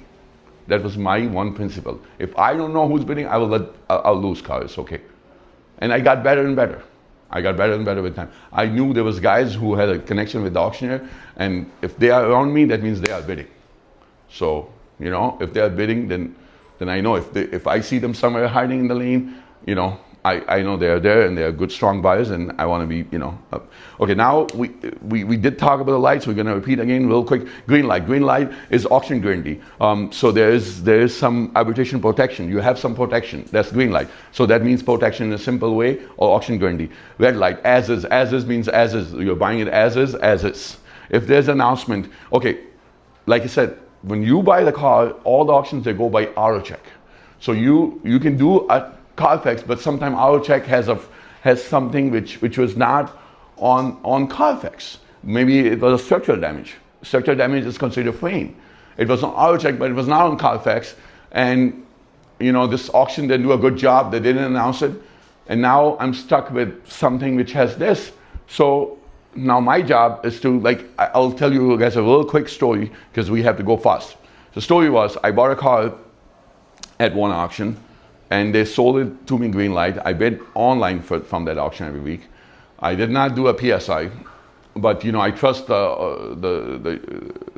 auction people, the auction manager. He begged me to give them some chance, give them some of my business. So I started bidding online, and then they gave me a list, and this car was green light, and they had a 7-day guarantee on itself. So I don't even have to pay for. Some cars will come a 3-day guarantee or 7-day guarantee. They'll announce 3 days, 7 days. That means you don't even have to pay a PSI. It has that. When the announcement is 3 days, 7 days, that means it has that. You don't even have to announce that. You don't even have to pay for it, sorry. So that car, and you know, it came to my lot after we bought it. We bought it for like 72, 7,500. It came to a lot, and then it has a bad engine. But my guys didn't do a good job. They didn't really check it. They didn't really tell me within 7 days. They told me after 7 days. Actually, they didn't even tell me for 2 weeks, and they told me the car is bad. We end up taking it to another auction where we sell cars. The car is getting sold, and there's an announcement. Structural. And I'm telling the girl, I bought this car from one of you guys at the auction, and they did not even announce structural. So where the structural announcement came? I didn't do an announcement. She says it's an auto check. Oh, the other auction did not do that. They even killed me with the green light, and the car was bad. I even got killed, and now this. So I fought with them. I called the auction back and I told them, listen, you know, even though 7 days was passed, I was really mad, and I said, this is not right. You gave me a car which you sold AG with the 7-day guarantee, but the car is not good. On top of that, you did not even announce structural. And the auto check says structural. So they end up helping me by $3,000. But, you know, I lost a lot of money, and we sold that damn car at auction for $25,000. I still lost some money, like $500,000. But, you know, I was aggressive with the auction because that was their fault in one time, but the laws was gone. So if you are a new baby, if you are a newcomer, they will not help you. You are just on the God's blessing. Okay, You're in what? on Allah's blessing, you know, if Allah will bless you. Okay, we talk about as is, we talk about yellow light. You know, yellow light is announcement. So whenever yellow light is on, you want to hear what was announcement. You want to know if you was not in the lane. You know, you came from another lane, so don't bid. Just don't bid. Because you're new, you just don't bid if you see a yellow light on. If bid, we talked about that. We talked about PSI, we talked about the arbitration window, we talked about all that. Okay, online auctions. Online auctions are a powerful tool, but beginners must understand the risk before bidding. You cannot touch, you cannot smell, you cannot personally inspect in the online auction. So when we are buying ACV, open lane, you're not physically inspecting the car. You're just looking at their data. But the good thing is they are giving you some kind of a guarantee for every car. Every car they have guarantee. They have very rare cars with as is, but they do say as is, but that happens very rare because they inspect the car, they put everything good or bad on it. Open lane and ACV. It's a good game to play with. Even my 9-year-old buys cars on open lane. You know, I showed him how to do a Carfax, I showed him how to do MMR, and he do all the numbers and he buys cars. Well, I bought you 2 cars. Okay, good job. Okay, we're gonna make money on them. So it's something. If you have kids, you know, but you cannot risk your money, but you gotta be really good to know, and then you can teach them, because it's a game. It's really a game. Open lane ACV is a game. We call it a game. Because open lane, when you're bidding on open lane, they can sell you the car anytime. You are a top bidder, and the seller can sell the car anytime. It's not a time auction. You're bidding on a car, you're the top bidder, Mr. Seller can decide and sell. And the next thing, you check your auction bucket and you see you have 2 cars sold, 3 cars sold. You was the highest bidder. Open lane, you can put your max bid and you can make it show to the seller. So it will show to the seller. If the seller likes your max bid, they will accept it and it's sold to you. So sometimes what happens is you spend 2-3 hours in one car and then someone else buy it and you get pissed. Because that's why I like live auctions, because I can go for 2 hours and buy 20 cars. I don't have to play for 2 hours to buy 1 car. But it's a good thing for someone like newcomer, like you guys. It's not bad. The arbitration rules are not great in a way that they will give you some money off, but they will tell you, oh, I will send you a check for $2,000, but the cost is like $3,000. So you're gonna lose $1,000 on a repair. But they do help you. You have some kind of a salvage. So for a newcomer, online auctions are not kind of bad, but it's a slow process. It's a slow process. ACV, one auction can take up to 2 hours. They will list the car, bidding goes up. Like, even you're the highest bidder, then if somebody else bids, it extends for 3 more minutes. So the bidding just goes for like another 30 minutes because the guy just kept bidding $100. So those 2 are good tools. We bought a lot of cars on those 2 places. But that was mostly during the COVID times, and I have changed myself more to live auctions because, you know, now I'm in charge of my company myself.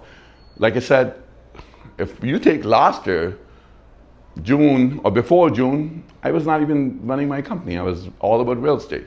You want to sell a plaza, you want to sell a gas station, you want to sell this. Okay, I will help you. That's what I do now. Oh, you own your choice? Yeah, I own it, but I don't run it. You own the auction? Yeah, I own it, but I'm just a wingman. Because that was not my passion. That was not the thing I do. So you depend on photos. You look at the condition report. You look at seller disclosure. They have their own platform rules. They have a policy of the titles, like same thing, 29 days, and then. If you get the car, they will have a 10-day window. ACV has a 10-day window. Open lane, if you pay them a little more, they give you up to 14 days. Normally they have 7 days or 5 days. I have to recheck, but when we buy a car from Open Lane and we buy an expensive car, we always get an extension, so we get up to 14 days. And we pay another $75, but it's a peace of mind. So you get 14 days, and these 2 platforms are good for someone who's starting. It's not bad, I can tell you that. It just takes more time and energy, and then they have a transport cost. When you're buying online, you could be buying from anywhere far away and paying $500-600. So that's one cost you have. But with live auctions, your cost will be a lot less because they will cost you, like they are local auctions, they will cost you $150, $200, $100 to move the car to your lot. But when you're buying online, it'll cost you like $300, $400, $500. So you have a little more when you're bidding online. This is one thing you have to keep in mind, that how much it will cost me to bring the car to my lot. Shipping is a very important part, and with the diesel prices now, the shipping is costing close to $2 now. It used to be $1 easy, but now it's costing up to $2 per mile. Between condition report and PSI, aren't you basically covered with the cosmetic issues as well as trends? So cosmetic is not covered anyway. No. What I'm saying, if you combine both together, say you have information from condition report, Yeah. and then you do a PSI on top. Yeah, then you're covered mostly. Aren't you like mostly covered? Mostly covered, but like I said, like O2 sensor, so PSI would not cover anything under $700. So if it costs $700, like they will not cover brake, like a suspension. All those things are not covered. It's like employed warranty, like a power, like major stuff is covered, like a water pump, like a timing chain, like an engine, trans. So 700 total repair or 700 per issue? $700 for that repair bill, whatever you're claiming. Repair, okay. Yeah, whatever you're claiming. But I want to explain to you guys that some auctions do not, if it's a top end noise like a lifter tapping, some auctions don't consider that as engine noise. So you bought it, you bought the car, it has the top like a lifter tapping, and they wouldn't cover it. They said, that we don't cover it. So you have to kind of know or ask the auction. CarMax do not cover the top end noise. So basically, you're paying for $700 more to be covered. You're not paying 700 more. You just Well, are you're covered. paying 150 Yeah, but to cover 700. no. No. You're paying 150 for any problems which is going to cost you more than 700. So if it costs under 700, More than. yes. If the repair bill is not, like let's say if it's a radio, they're not going to cover it. Like those small things, they wouldn't cover it. But if this is an expensive radio, you bought an expensive car and the radio will cost $3,000, yes, they'll cover it. So it depends how much this problem will cost. I'm talking about the live auctions. You gotta know your platform. You gotta know the rules. Bid like something may still be missed. You can miss something. Don't worry about it. Like when we go to the auction, we miss cars every day, and it's okay. It was not meant to be. Review every photo. Look at the videos. Look at everything. Hear the announcement. Sometimes when you're starting new, you want to make sure that the seller has a title. Like sometimes they'll now announce TA 4 to 6 weeks. That means they're not going to have a title for 6 weeks. So you want to stay away from TA 4 to 6 weeks. That will say TA means title absent. TA means title absent. So if they announce TA 4 to 6 weeks, that means there'll be no title for 6 weeks. But you'll be stuck. Auction will make you pay for it within 7 days. Now your money is stuck. You don't even have a damn title. You can't sell with the car. And then the TMU, we talked about the 2 mile unknown, warning lights, engine transmission 4x4 notes, calculate transport before you're bidding. You gotta, you have to, like for online, you must calculate your transport. That will be your biggest expense after bid amount, your fees. That will be your biggest expense. Like the transport fees is very important. Do not buy far away vehicles, until you understand transportation costs, because transportation is going up, like I told you guys. Like we are having a hard time right now with the war and everything. It's just diesel prices are up, so it's hard to find transporters. So when we're buying far, we are trying to be more careful. Title status. Title status can be clean, salvage, rebuilt, all those things. But now I'm going to talk about the two things. What's rebuild title, what's salvage, and what's like a clear title, because a lot of people will call you and ask you if it's cheap. Is that salvage title, is a rebuild title, is a clean title? So they will ask you this, normal people will ask you this question. So there's nothing like salvage for normal people. Salvage is for body shops. They buy a salvage title and then they convert into a rebuild title. So once they have a rebuild title, they can sell it to people. But it's a process. You have to go through the process to convert a title. When you own a body shop, you bought it as an insurance auction, Copart or any auction. You bought this car, but you got to have a salvage license. You cannot just buy a car with a regular retail license. You cannot buy that for a Copart or insurance or auction. You got to have a salvage license for that. You got a salvage license. You bought a damaged car, salvage license car. Now you fix it. You got to go to the inspection for rebuild title. Inspection is done, then you apply for rebuild title. It's a process. It can take 2 to 3 months minimum, and then you get a rebuild title, and you can sell that car with a rebuild title. You can make a lot more money. Rebuild titles have a bigger profit margin, but it takes time, and it takes energy to do that. So the miles, miles are actual always, like if they announce exempt. I told you guys anything below 2010 and below is exempt by law. They made a new federal law 2011, and after they have to mention the miles. If they announce your TMU, nitro miles, miles rolled back, miles it's all same thing. Miles rolled back, TMU, all these things are same thing. Mechanical. No, frame. Frame, we talked about it multiple times. I'm going to repeat myself. 7 days. Frame. 7 days frame, about 3,000. 7 days frame, about 3,000. And I give you an example. Like yesterday, we bought cars. And like, remember in the first session, I told you guys, I'm auto PSI, auto frame.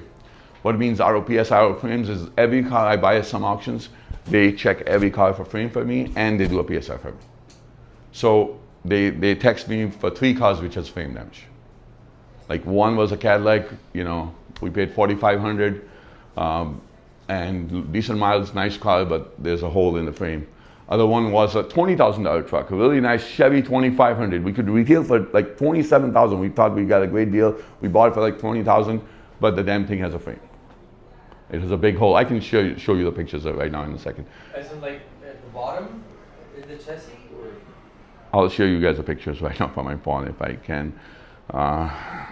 So these are real examples like happening.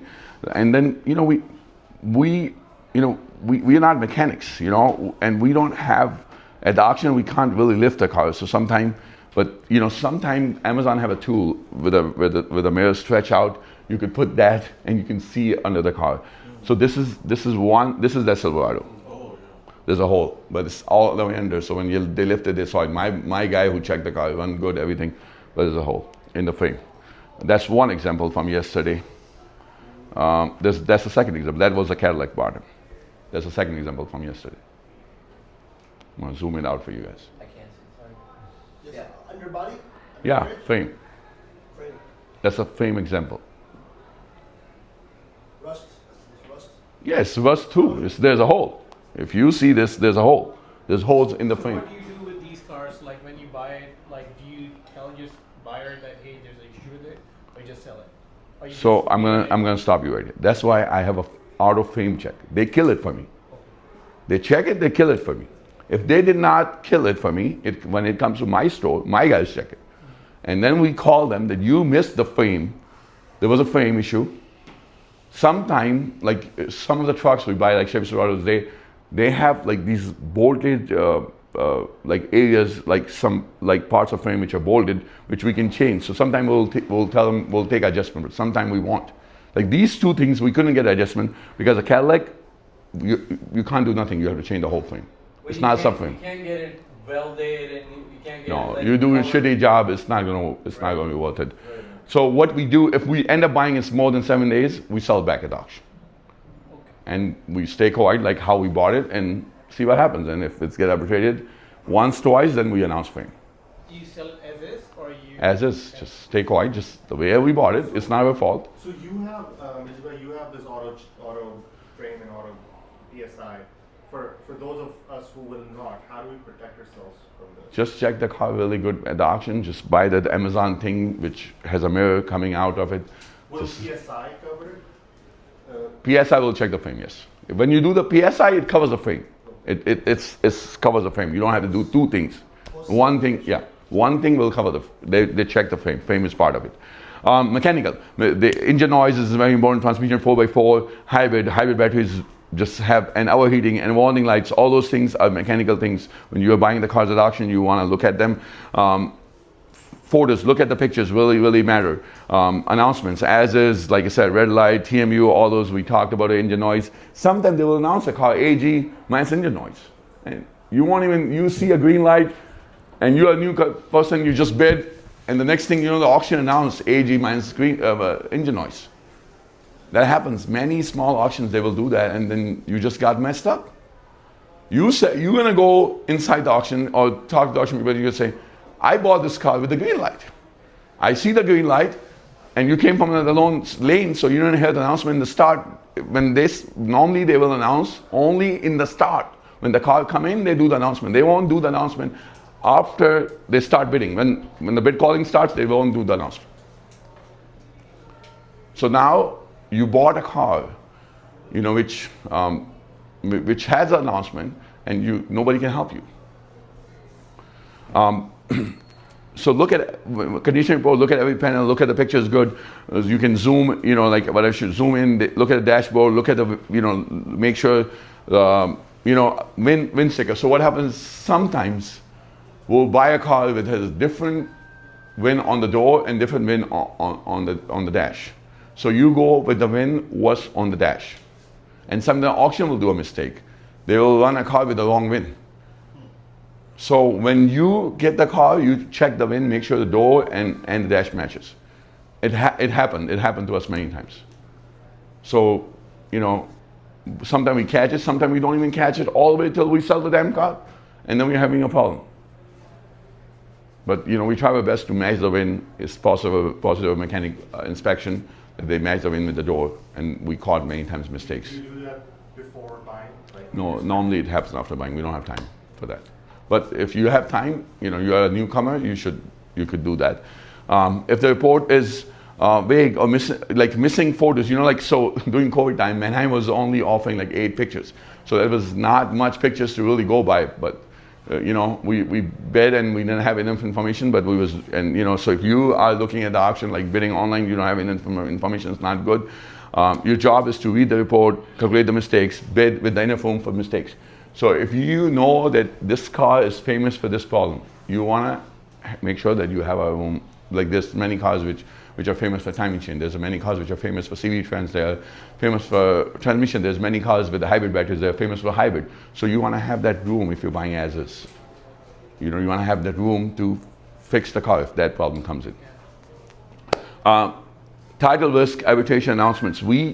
I'm repeating myself for things just to give you guys knowledge. Announcements can change the value of the vehicle. Like I said, if it's structural. Structure is also frame. When you hear announcement structural, that's frame. So when they announce structural, it will change the price. You should buy a lot less because when you sell it, okay, sometime you'll buy a car which has structural and it's been repaired, like what Raheel said. But their auction announcement structural. And it's good now. Like you check the frame is being repaired in a good way, bad way. Now you're selling it. Legally, you should disclose to the customer, show them the Carfax, make them sign the Carfax that you told them that this car had. It's a clear title, sir. It's clear title, but there was an announcement for structural or frame, and that's how I'm selling it to you. But I'm selling you cheap. But it's a clear title. You cannot confuse them with the rebuild title. Type of absent delay can resell like floor plan, payoff, all that. So if you know it's a TA 4 to 6 weeks, your floor plan can kill you. So don't even buy a car if you're putting on a floor plan with TA 4 to 6 weeks. You rather just pay it cash, or talk to the auction and tell them like if they can give you time when the title comes in, you can pay for it. Some auction will do that after you build the credit. If after you build some kind of a relationship with them, they will give you time. They will either say, okay, give me the check, we'll only deposit the check when the title comes in. But you have to build that relationship. And then they will inform you, okay, your title these all titles came in, we are putting your checks in. Arbitration is limited, make sure deadline is based. It may not cover everything. Do not assume arbitration will save a bad buying decision. So, like I told you guys, if I do a bad decision, what are the way out? Back in the days, if it was if-bid, we had a way out for time. We could get it out of time. Now we only are down to like frame check. If we buy the AG, then we want to find something wrong with the car. If we didn't buy it right, we just have to fight with arbitration at the auction. And then you want to make friends. In this whole business, you want to make friends. You want to know people by their name. When Christmas comes, give them gifts. It's part of business. Just know the people, have a good people skills. They'll help you with your business. It's a normal human nature. What's AG? I forgot. AG is auction guarantee. Auction guarantee, okay. Types we talked about the frame, TMU, structural, engine noise, transmission noise. No arbitration notes must be treated seriously. Arbitration is limited and deadline based. We talked about do not assume arbitration will save a big buying decision. We just talked about that. Always save screenshots, condition reports, announcements, invoices. So make sure you keep a good record of your car expense. Like, whatever you expend on it, you don't want to make a wrong decision when you're selling it. And then let's say if you put a transmission in the car, got a rebuild transmission of $1,500, you want to make sure you save the receipt. Maybe the car sit for 6 months, and now you sold it to the customer. You had a 1-year warranty from the guy who rebuilt the transmission, and you don't even remember if this car you did it. So you want to have your proper receipts saved up. So you want when the customer call you, you want to look at all your receipts and maybe this was one I got a transmission done. Yeah, so all your stuff organized. If you spend the money, paperwork is organized. If the title part is unclear, pass or price. Okay, so if you have a title issue, call me, message me. I'll help you. I'll guide you with my experience. That's all I can tell you for that answer. Title absent, we did talk about that. Title absent is title absent. Title is absent at the auction. Rebuild, salvage, we talked about it. You buy it at a lower value, you know, you buy it from these Copart or IA Insurance, or these auctions. We don't have a good experience with them. We don't buy from them, but people do. So there are multiple auctions. IAA is a big company. They have auctions everywhere. Copart is a big company. They have auctions everywhere. But we don't buy from them. Do you prefer certain auctions over certain, like certain? Yes, Yeah. we do. I'm going to talk about it. Okay, so TMU, we talked about natural miles, we talked about it. Lien issue. So lien does not matter to you. Does not matter to you. Really does not matter to you. Because if you bought a car at auction, they have to give you a perfect title, like clear title. Like a title with no lien. So the customer will look at the online Secretary of State website and say, oh, there was a lien, you sold me a car with a lien. Yes, there was a lien, but it's paid off. It's on the title, I got. Like, that's normal, that's part of the business. Out of state title, timeline, required documents. So sometimes you'll get a title which is a full title. What the full title means that as a dealer, there's no reassignment left. Some states, Ohio, when you buy a car, we buy a car from Ohio, there's no more dealer reassignments. So we have to apply for every damn title we get from Ohio. If we buy a car from CarMax Ohio, or auction in Ohio, or ACV Ohio, we get a title from Ohio, that title has to go to the, like we have to get the title. In Illinois, yeah, we have to apply for a full title. Oh, really? Yeah. So they don't have the reassignment in the back of the title? No, some states don't. So we call it in our language full title. So there's no assignment left, but we could get an urgent title within 2 to 3 days, 1 week at the most. Pay $50, we get a title. You just have to basically apply for the new title. Yeah, in your dealership, and it costs you $50 for urgent one. Just the way how Ohio works. Yeah, but you will end up getting full titles where there's no reassignment left. Effect on car value? No, it won't. There's nothing to do with the car value. It's just you as a business owner. Duplicate title. Sometime title's lost, you have to apply for duplicate title, or the seller has to apply for duplicate title. So that's what I was telling you, and we went on break. We was talking about that. So there will be issues where, like, seller will tell you we lost the title, we are having a hard time, and then we'll call the auction and say, okay, just do a price adjustment. We bought it for 10,000, give it to us for 5,000 or 6,000, and do it bill of sale only. We want to have a big adjustment because we are taking a big risk. And then once we get bill of sale only, we apply for something called bonded title. What is that? It's a bonded title. You get a bond and you apply for the damn title. It's called bonded title. It's a process. It takes 6 to 8 weeks. But to the buyer, it's the same thing. It doesn't matter. To the if you sold the car to public, that will delay a lot of things. But if you caught it, like you have the car, you caught it, and the seller is having a problem, and they already do adjustment for bill of sale only, you'll end up saving some money if you get a bonded title. So delay is basically time delay. Yeah, time delay. That's why they are giving. Bonded title. It won't say that. If nobody will know it's a bonded title, you will the only know. That's what I meant to Nobody will know it's a bonded So title. it's like a typical title. It's just- how you apply for it. Yeah, you just get a bond. You end up paying $200 for the bond. Okay. You as a dealer paid for a bond. The bond is basically that this car you bought it from auction and there's no liens on it. If there was a lien, the bond. Shorty. Yeah. You won't even get a bonded title if there was a lien. If there was a lien on the car and the lien is not clear, you won't get it. So yeah, but if there's a lien, you have to call that bank, make sure there's no lien, and then you just work with it.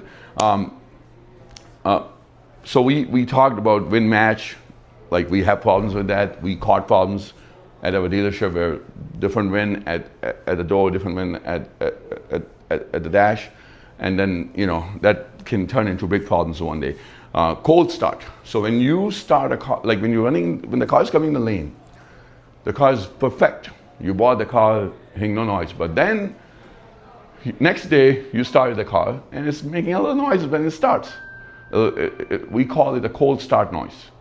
It will only do, many cars do that, many engines do that. When you start the damn car in the morning, or it's cold start, it just make that noise.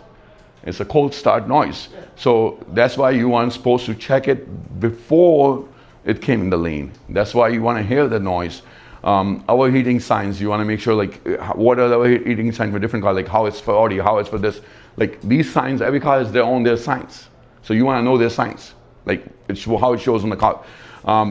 Transmission, you know, you gotta know which car has what transmission problems. Do some research. Like we don't buy Ford Escapes. We do not buy Ford Escapes. Ford Escape is one car we never buy because we got messed up so many times with the transmission that I said, no one buy a Ford Escape. If anyone buy in my company Ford Escape as a buyer, I'll kill you. I don't want you to spend my money on a Ford Escape because we lost so much money. It's just like we'll sell it after 3 months, transmission problem, customer come back, bad business. So any cars like that, which we know have problems, we don't buy them. We just stop buying them. And I can make you guys a list of those cars which we don't buy from our experience. Frame body, we talked about that. I showed you the pictures. Interior, sometimes the seats are messed up, or the driver's seat is messed up. The guy is sitting on it who was driving, you didn't even see the driver's seat. But that's why you gotta look at the pictures, you gotta do your homework before you go to the auction. The homework is very important for newcomers.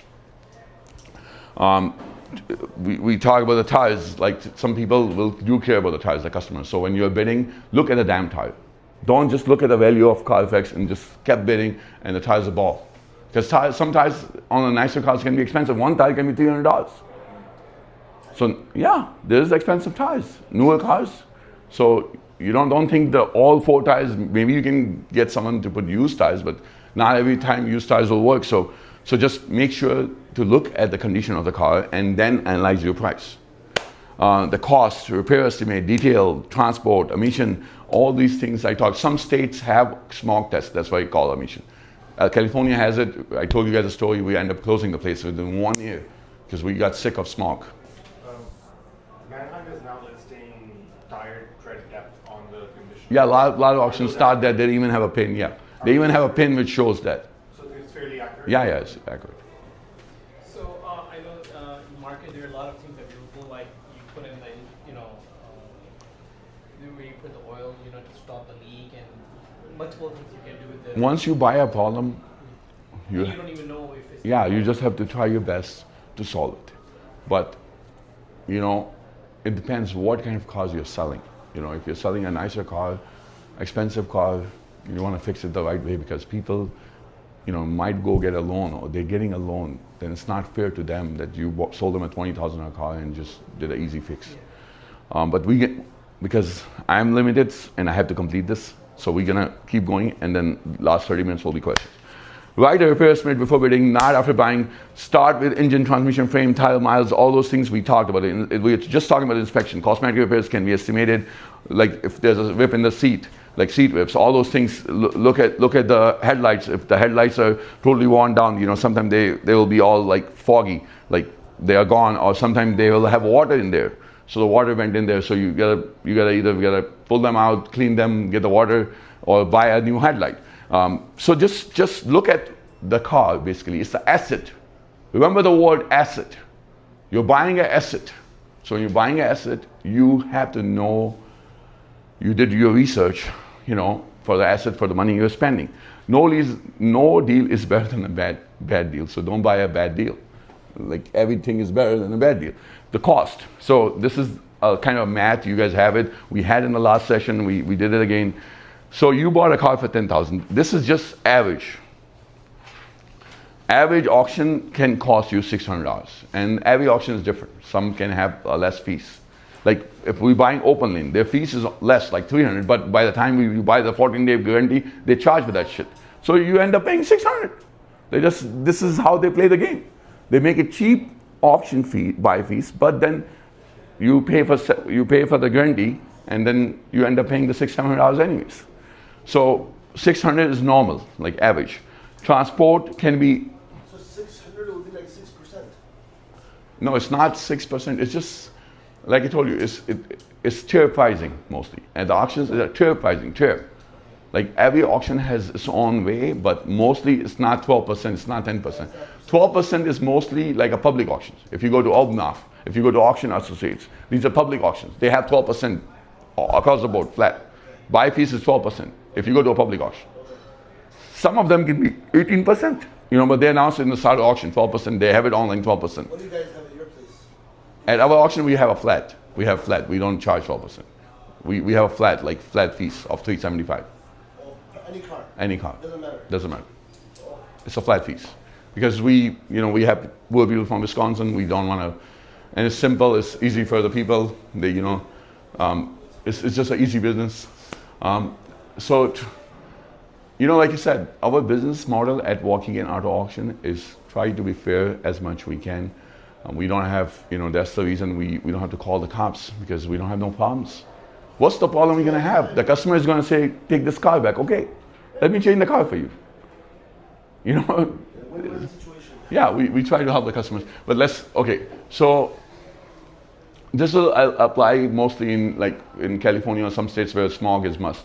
With mechanical repairs, like $900 is normal. Like if you are buying a $10,000, $900 is normal repairs.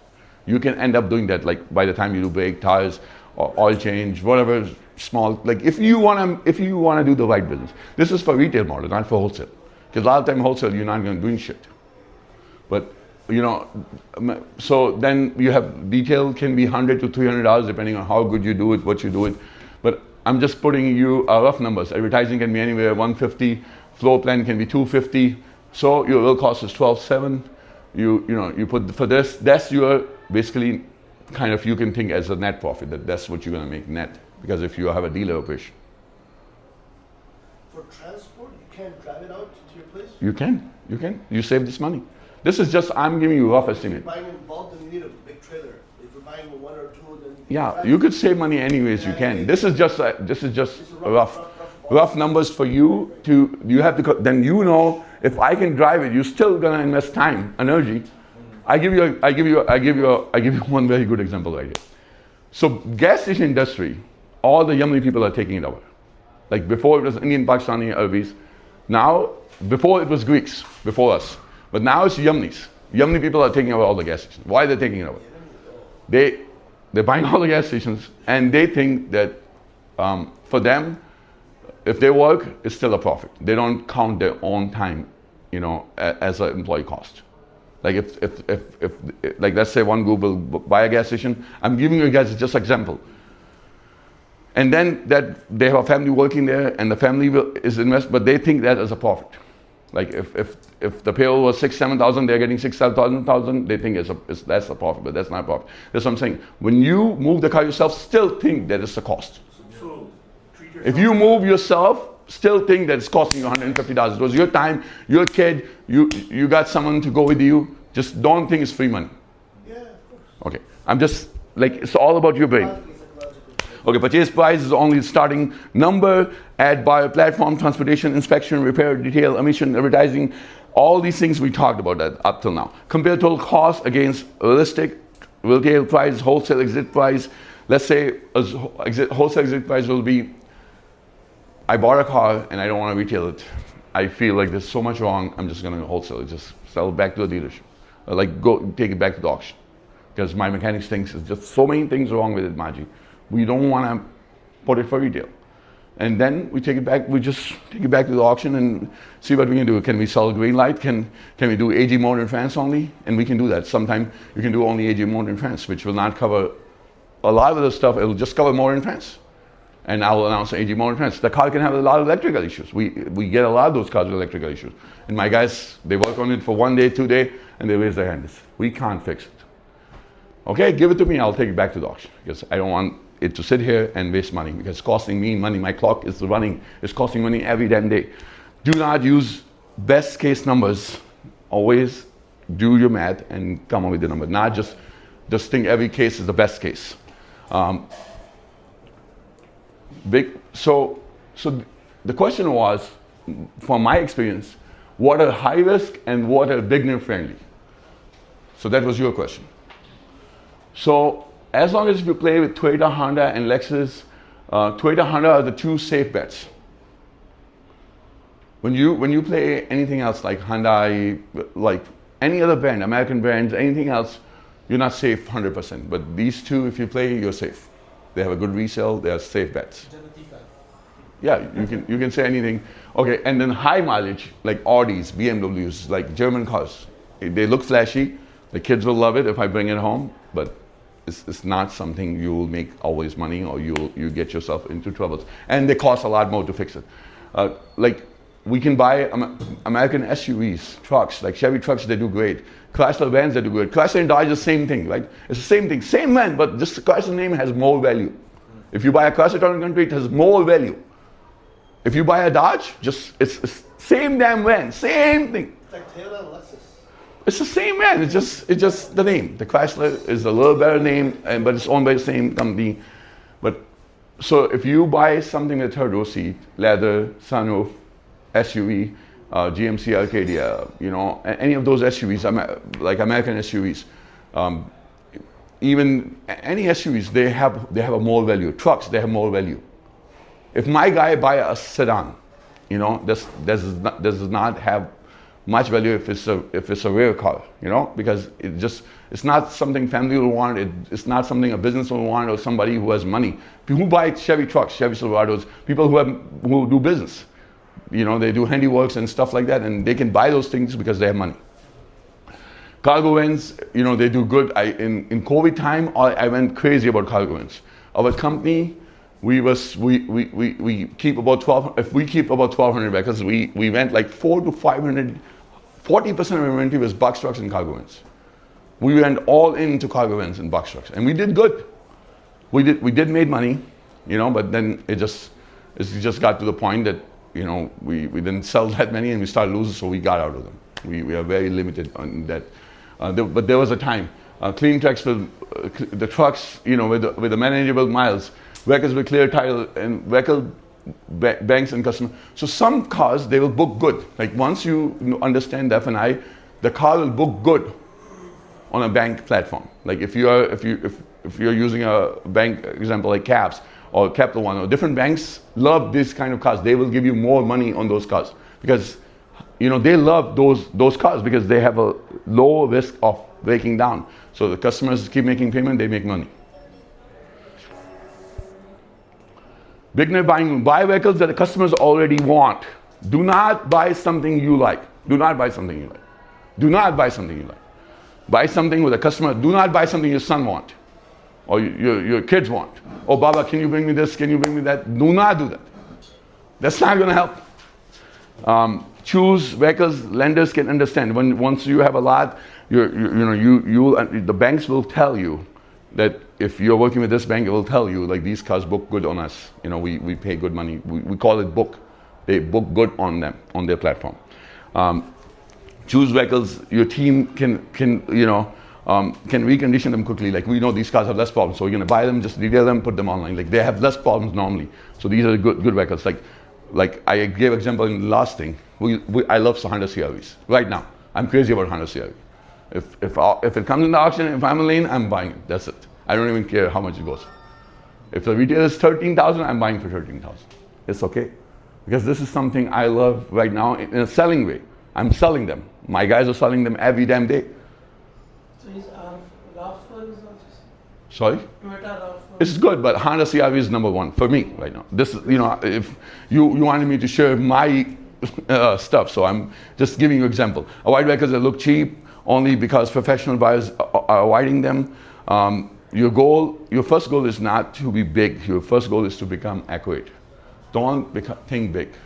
Become what? Sorry? Accurate, like to make money. Accurate. Yes, about you want to make money. You're not there just to have 10 cars, 15 cars, show off. Oh, I got a 15 car lot. Oh, even you know, when I first opened my 2-car dealership lot, people joked in the masjid like close by, and they say, oh, there's a Desi kid who opened a dealership with 2 cars. And next thing they know, the kid has 1,000 cars. So, yeah, but you know, you start slow, and sometimes going too fast is not a good thing. It will, at the end, you will make nothing. You'll just work for a lot of other people. You'll work for your floor plan, you'll work for advertising, you'll work for your employees, but at the end, you don't make nothing. Okay, floor plan impact. I'm going to cover floor plan a little bit more now. Floor plan helps buy inventory, but it adds cost and pressure. Pressure is you have to sell within a certain time. Every day in inventory can cost interest, fees, aging risk. The numbers are counting. The days are counting. The days are counting. I bought a car that's day 0. I floor it day 1, day 2, day 3. Just keep going. If we hit... No, so floor plan doesn't have 0% Nothing like There's no that. such thing as 0%. No, no. No interest floor plan. No interest. Like I told you, there's one which has a fixed fees. I call them halal financing. Fixed. Oh, fixed fees. Okay. They charge you fixed. Like it's called tier pricing. So 5 to 10,000, it will be a fees for 250 for 90 days. Yes. So they will add it to the car. Every car you buy, you bid, you floor it, your cost goes 250 up So the car, you're charging you per car. per car. I think this is okay, right? Yeah, that's I'm legal. not really sure, but I You, think this makes you can ask the Shura If you're people. not unable to sell that car in 90 days, what happens? So it's your term. They will give you another 30 days for so much, and then there will be a time you have to pay off. So I remember I used the word curtail. Curtail is when you do 90 days, they take 10% of your money. Like they want you to give them 10% of that car. That's called curtailment. Floor plan is not a free money. It's a money to help you run your business. If you do not have money to invest and you only got $20,000, but you have a paid out house, you can start your business. 20,000, you can start your business. Last time I said 300,000. 300,000 was the ones who don't want to do floor plan. You can even start with 50,000. That's retail, right? Yeah, retail, yeah. You can even start with 50,000. You can start with anything. You can start with 10,000. Because at a dealership, what we need? Just a desk, a computer, just those small things, and the cars. Cars are the most expensive. So setup inside the dealership, what it costs. You're gonna pay the landlord his lease, first month, 2 months, whatever, just the office desk. The whole damn thing is done into 10, 15, 20,000 at the most. You're done with 20,000, you have a dealership. Now the most expensive thing is the cars. what? Cars. You're gonna go buy cars. And you can start with 2 cars, 3 cars, and then you can have 2, 3 cars, and you can sell 2, 3 cars in a week. You can be so good. That's the initial setup fee. I don't know if I can ask you because you're running out of time, but I need to ask you something. Go ahead. Okay, so when you started. That's why I said right questions right now. Right question, but go ahead. So when you started with how much? Like at the time? 10,000. I didn't even have money. That's- Credit card. that's all. Yeah, Bank of America credit card. $10,000. No money in my pocket. I And my- is it possible still at this time? it's still possible. Yeah. Yeah, you have to have a line of credit. So the No, I didn't have a line of credit either. I have nothing. I mean, credit card, line of credit. Just the $10,000 credit card. That's all I had. But all I'm saying is back in the days, I sold whiskey cars. But back in the days, you could go to the auction, buy a $700 car and sell it for $1,200 and make $500. That $500 was a lot. And you could sell, like, if you sell 10 cars in 1 week, that $500 becomes $5,000. And that's what I was selling, 10 cars in a week. I would buy a car from the auction. I don't have money. They give me 7 days to pay them. I will sell it within 7 days. That was my record. I didn't have the money, so I knew that I bought this car, I'm gonna price it, I bought a car for $15,000. I'm gonna price it only $1,000 more. $1,000 more, and I tried to buy the good price. I bought a good price. At that time I was using Black Book. I had experience, I went to school for IT. So I bought a device for $400 or $500. At that time there was no app like Ironic, there was a device for Black Book, which gives you values. So I invested into that, and then when I go to the auction, I bought rough. I bought the cars at the lowest value, put $1,000 more, sold in the same week, done. I didn't pay it for money, and I didn't make $500, I made $1,000. But normally I would make $500, and then that kind of helped me get the cash flow. Once I got to the $50,000, I was able to buy a gas station because I have a lot of experience of gas stations. I was able to lease a gas station. And then, story just goes on. But let's go back because so I use the word curtail. Remember, curtail can hurt the cash flow. So if you have 10 cars getting curtailed right now, that's 10% every car, and these are 10,000 each car, that's $10,000 you have to pay the bank at day 90. Okay. Pay off. So you're gonna pay off your floor plan. You have to pay it off. They will have a day where you cannot do extension. Floor plan are risky. We are saying this again and again, but it can help you. Do not use a floor plan for personal cash. Do not use a floor plan. Oh, I'm gonna take the kids to a vacation, and you use their money, and eventually they do audit. They do audit once a month. They come physically look at the car, every damn car. They look at it with their eyes. They have auditors. They look at their eyes, and then they clear the audit. So if you fail the audit, they want you to pay for those cars right away. And they inspect every month. They come do the audit. Okay, for the floor plan, they extend whatever credit they do based on your own credit score? Yes, your credit score, if you own a house, if you have assets, they will give you more money. Lower end, what's the higher end? Just So depends, they will ask you how big is your dealership, how many cars you keep, what's your plan, but normally they will start you at 250, 225 minimum. They easily those. Yeah. And these floor plans or these financing, these are the regular banks or Yeah, these are banks who specialize in this. specialized? So there's Manheim owns a floor plan company called NextGear. Okay. ADESA owns one called AFC. So these are two big, and there's many other, and I can give you numbers, I can get in contact with, unions?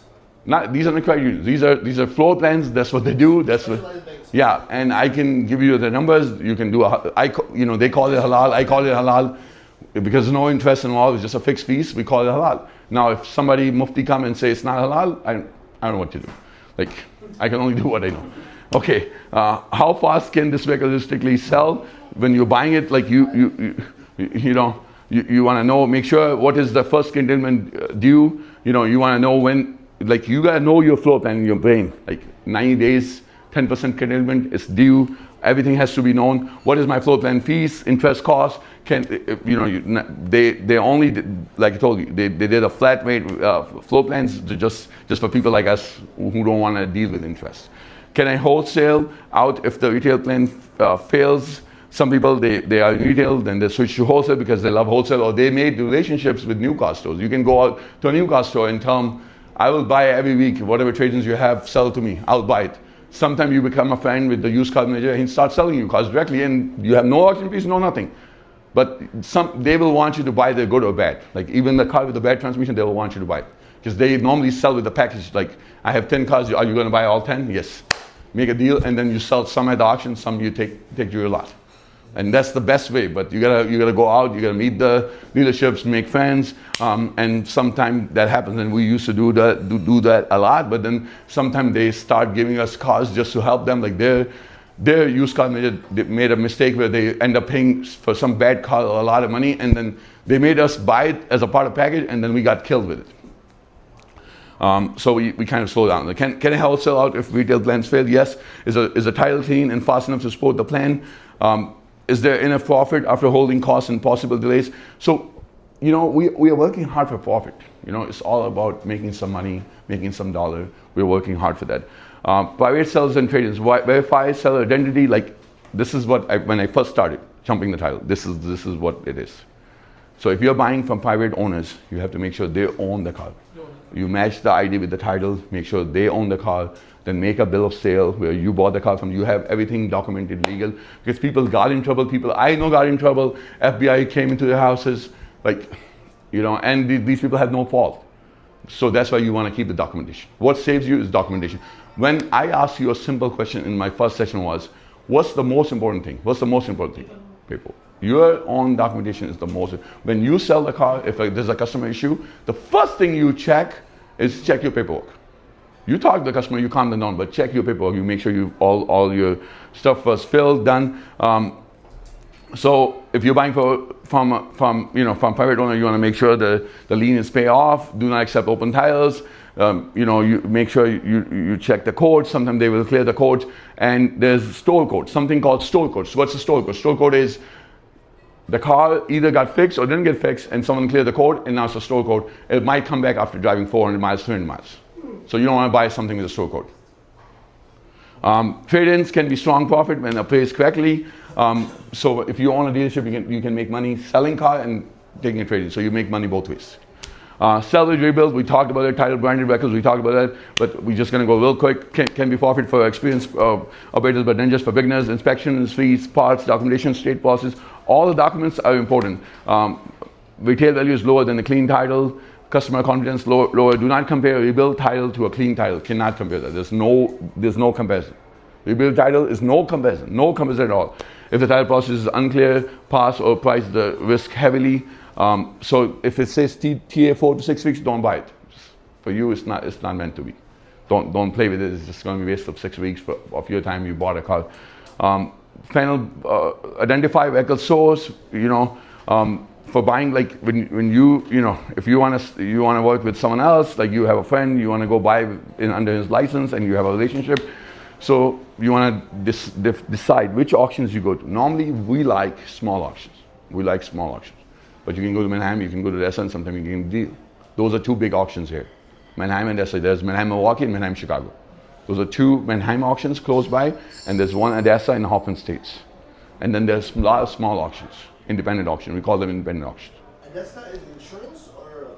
Odessa is the auction, Dealer? dealer auction. So it's a big auction. So Copart is insurance. Copart and IAA. IA.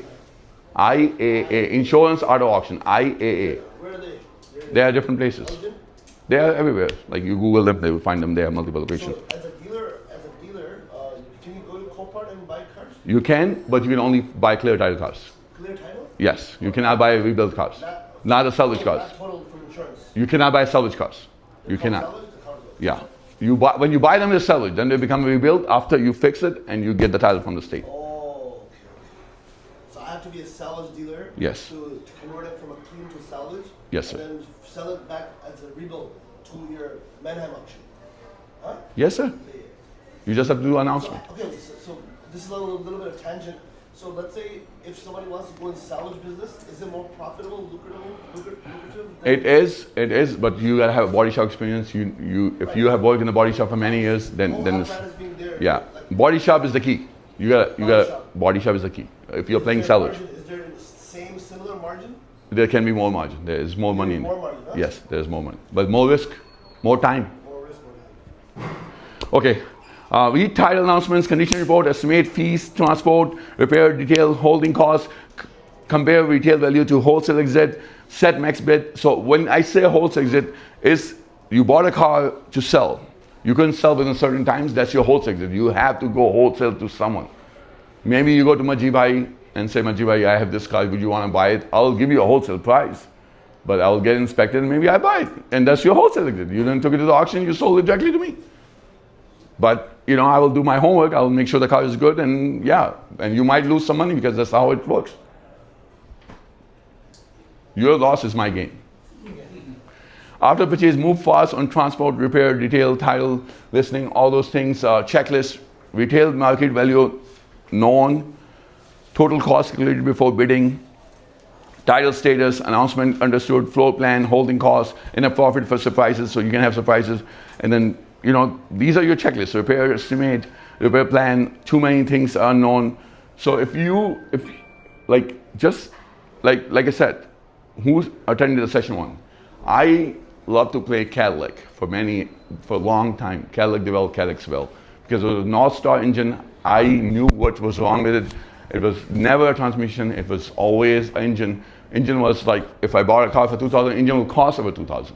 But I know how to check it. As a normal person, it was very easy to check it. It was just the head will go bad. If the car hurried, the engine goes bad. So it was like I had said the fluid will change its color. That's the only car I was buying all the time. So I mastered in it and it did good, and that helped me a lot. So Cadillac DeVille, Cadillac Seville was my lovely babies. They helped me a lot. So Still it's valid today? no, we don't. Now Hondas and Toyotas. But at that time, Cadillac, there's no more customer base that kind. But those years, people loved Cadillac DeVille Seville. Like there was Southside, Cadillac DeVille and Seville was the kid's choice. And how's going with now electric cars and versus gas cars? So that's the that's the reason Honda CR-V is selling good, because it's a small engine. Now I'm talking about Teslas and like completely electric. So electric is still not getting like where it's supposed to be. It's still far away. It's still far away, and a lot of people will try electric car, then they come back. So it's not getting to where buying decision worksheet, vehicle source, title announcement, max bid. Like these are just your things we just talked about. Online auction risk sheet, photos, videos, fame, TMU. We just explain all this. Dealer math worksheet, purchase price fees, transport fees, all these things. Key lessons, buying rules, questions, all these things we just talked about. Ask questions from available buying situations. Use the worksheet before spending money. Do not chase cheap cars, chase correct cars. Your first goal is accuracy, not size. And may Allah put barakah in your business. And now we are open for questions. Last two pages is not there. Okay, so just these were the added on slides for me. Okay, I have a question. It's a little bit tangent, it's also Okay. related. We can put questions in there. That's not a bad thing. Then I'll tell you where to start. If you're going to put your time and your money and your effort in investing, do you think it's smarter, wiser to go into automotive or to go into real estate? From experience, Used cars are a lot better. Used cars are a lot better than real estate. Yeah, used cars are a lot. Whatever you But like what- most. No, I did both. I flip houses. I'm a real estate agent in 3 states. An experienced agent, and I sold 2. You enjoy that? I enjoyed it. I enjoyed selling cars too, but I want to tell you something. He asked me a question, like profit-wise. And profit-wise, you know, the reason I started doing real estate is I got sick of selling cars and I didn't enjoy it anymore, and I got out. Kind of out. I owned the business, but I didn't like running them. But then I got sick and I realized this is what I know the best, and I should go back. And then I just, I'm a person who just loves to, do new things, and that's why I'm teaching you guys. That's something new. So you're saying cars is better than real estate? Yes, used cars are better. But isn't it true that over time cars they depreciate and land and real estate appreciates? Yes, this is right. That's why you have to sell the cars quick. That's the reason you have to sell the cars quick. But you want to make money in, like I said, I gave you guys a whole 2 sessions so far. You have a video to watch the video, repeat yourself. Anyone has any questions, which we want to be on the recorded session, and then we'll I take. just had one question. I wrote mode of payment at auctions. So we were talking about floor plan, and then someone said that So they will run. Yeah, they will check you. The auction will approve you for maybe writing a check, or maybe only cash, or maybe a cash check, or maybe wire the money. Because depending on your time with them, they will give you more perks, or they will give you more of a line. But normally they will start with a cash check or wiring the money. Normally that's how they start with. And for online, it might be different, right? Online. If you buy online, they want to take the money out of your account, ACH. Oh. They will take the information before even you register. They want to take their money right away. You bought the car, when you check out, if you don't have a floor plan, they will only do ACH. Oh. So you can't even check out a car without ACH. They want their money. Do they need proof of funds at the time of purchase? No, they don't need a proof of fund, but if the check bounce, they're gonna come after you. No, not later on. Yeah. Basically 7 days. If you're expecting some money from somewhere else. Yeah, they don't check you. Your bank account is not linked to them, but they just once you check out a car, they will want to take the money out. So next day, or with a day more, the money will be taken out from your bank account. So the employee laws also impose on the salvage cars and rebuild titles or no? Employee laws? Like Employed? Yeah, employed laws. No. Anything salvage rebuilt is as is. Sorry, that's another category, 4th category, which we did not cover. It's as is. If you sell nature miles, you sell TMU, the miles are not right, or you sell something salvage rebuilt is as is. So what are the different modes of payment at the auction for doing live, not online, live? Live or online, they want their money. So let's say if you live, they will want, when you start out, they will want you to bring a cashier check or wire the money. Or wire the money? Wire the money or bring a cashier check. Deposit, electronic deposit? Yeah, wire the money, wire out. You can do a wire. Yeah, like a direct, put the money in, send the money to your bank, wire. It's a second word for Zelle. Just if you know Zelle, think wire is the dad of Zelle. So basically it's a bigger amount to wire. Yes. Okay. So the first step for getting into the business is finding a location? Yes, location. You have to look into warehouses, look at Craigslist, look at Facebook. If somebody has there will be sometime there will be something online posting. Sometime you have to drive 45 minutes, 1 hour, and there will be a dealership available. Or just drive around and you see someone had a lot, it's closed down, you want to find out the owner, So the way you can find out the owner is you can look up the county records, put the address, you can find their name, search their name, sometimes you can find the owner that way, or there's a number listed, real estate agent listed. Google the address, you might see the listing online. All those are different ways you can find the owner. If I want to just do this as a side gig and because I have a job, I cannot spend a lot of time in this business. So can I use my house driveway to just buy private owner's cars? Like I said, that's jumping title. You could do it legally 4 cars a year. 4 cars a year you can buy from private owner. You have to title it, title your name and sell it if there's a room. But 4 cars a year. That's by law. Is it State law. 4 or 5? cars 4 or 5. That's in a the most. year? In a year. एक साल में आप 5 या Charge the punch. 4 से 5 It's I think it's 4 or 5. Is that retail or wholesale doing that? It's not about retail. It's a private owner. It's public. It's nothing to do with retail also. He's talking about just अपनी doing जाती गाड़ी अपनी जाती गाड़ी just doing the way he is. Just a normal person.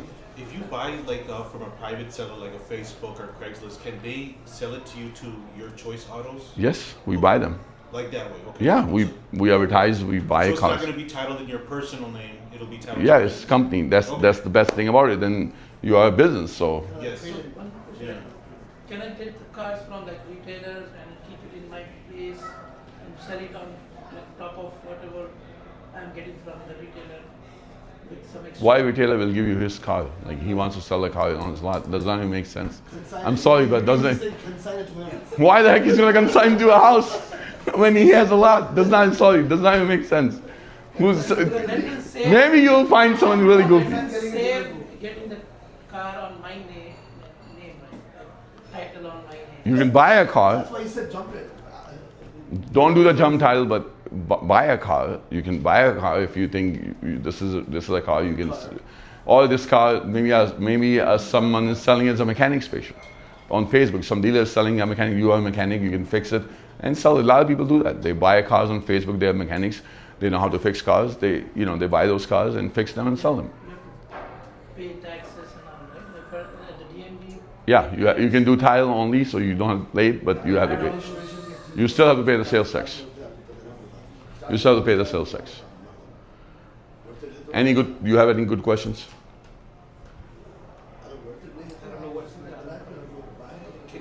Okay, so when you start this business, just relax, just sit down, just write down all the points, watch both videos. There's a lot we talked about. I went fast. If you don't understand, write down all your questions. Maybe you find the answers in the video. If you can't, just write them down, and then I'll try to help say you. that, put them on the comments there so the video can get some boost. Yeah. So, I think we can also help each other through this because I think You are on the same group. I added everyone in the some group. may have part of the solve, others may be better at others. So that's why the WhatsApp group was made for discussion, but nobody asked any questions. So I did that's have a question, though, Rajiv. I'm still unclear on this part. So, you buy a car, it can take up to 21 to 29 days for you to get the title from the auction. And so, how are you supposed to buy? How are you supposed to? but you're legally not supposed to sell the car until yes, but there's many auctions where they will tell you like title present, or there's some auctions where they have a 90% all the cars titles are there. There's a lot of So them. how quickly can you get the title from the auction? Normally, Normally 2 weeks. 2 weeks. 2 weeks you will have a title because they want the auction wants to be finished with the transition. They keep calling the seller to give the title because they want to be done. So that those time- 2 weeks you cannot sell the car. You probably can commit to someone. But I know, but I told you guys that if you have a good you already dealt with the auction, you already have some kind of a timeline, then they hold your check. Your money is not being used until the title comes in, because they just hold your check. Many auctions will do that. Manheim might do that, but all the small auctions they do that. Like once you have some business stuff going on for 5-6 months, they will allow you to give a check, and they will hold your check until they will start you up with a cashier check and wire. That's the only way they start. But once you have some base, like 3-4 months, you can request them to put you on check. Once they put you on check, then they will allow you to write the check, hold it. So your money is not being used. So if the title takes 3 weeks, you are fixing the car, you're getting it ready, it's okay. It's nothing bad. That time counts for the floor plan? If you have a floor plan, yes. But he's not talking about a floor plan right now. How If to apply for dealer license plate? you get it once you approve the license, you get the plates with it. Okay. Everything you get your license and the plates. You do what? How many plates? 2 plates? They start with 4, normally 4. So 4 means That's not for 4 rules. cars. Yeah, or you can, One in the front, one in the back. no, 4 sets. 4 sets. So 4 sets. at a time. 4. Actually 5. 1 master plus 4 more. 5, you get, initially they give you 5 Okay, so they give you For 5. retail or for wholesale? for retail. Retail, basically. Yeah, retail. 5, Not wholesale. 5, basically. one master and 4 Yeah. extra. Yeah. Sets. Okay, so here's the question. So let's say I don't want to be a dealer. I don't want to open my own dealership. I just want to work as an agent for ABC dealership. Okay. And I want to, like, you can say, I don't know if consignment is the right word.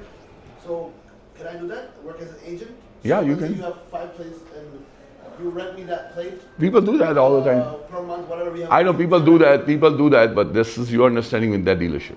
People do that. This is possible, right? This is possible depending on the dealer. It happens, Right. but People do it. you know, I did it a long time ago. yeah.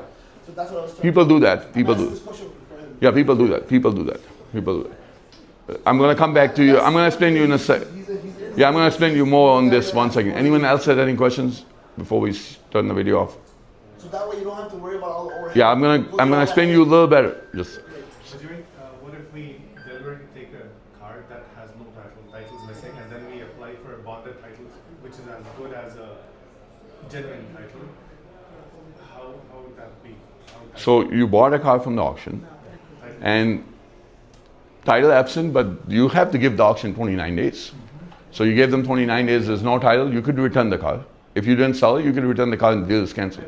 But you want to keep the car. You like the car. You put money into it. You don't want to take it back to the auction.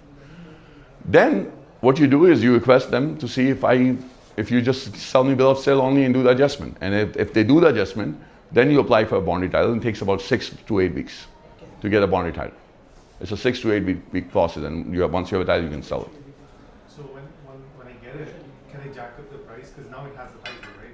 Previously it didn't have a title, so I bought it for something But you're not even selling it right now. You can't even, like I told you, you can't even sell. after I get the title. It only costs you little money, like $200, $300. So you could, whatever, basically you want to sell it as fast as you can. So you got to decide. It does not matter, like if it's a bonded title, not bonded title. For public view, it's a clear title. You don't want to talk about it. It's done. It's not their business. It's just a title. This is just a thing you I did. think his question is that car is money making car for him, right? If you get the adjustment from the dealer. It's the same thing. It's like any car. It's not a money maker. It's just normal. It's any car. It can happen to any car. So if auction cannot provide the title, right?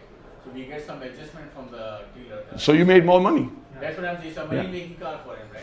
Okay. That's your luck. Yeah. That's your luck. Any other questions? So the auction will do an adjustment if there's no title available? They will. They So will.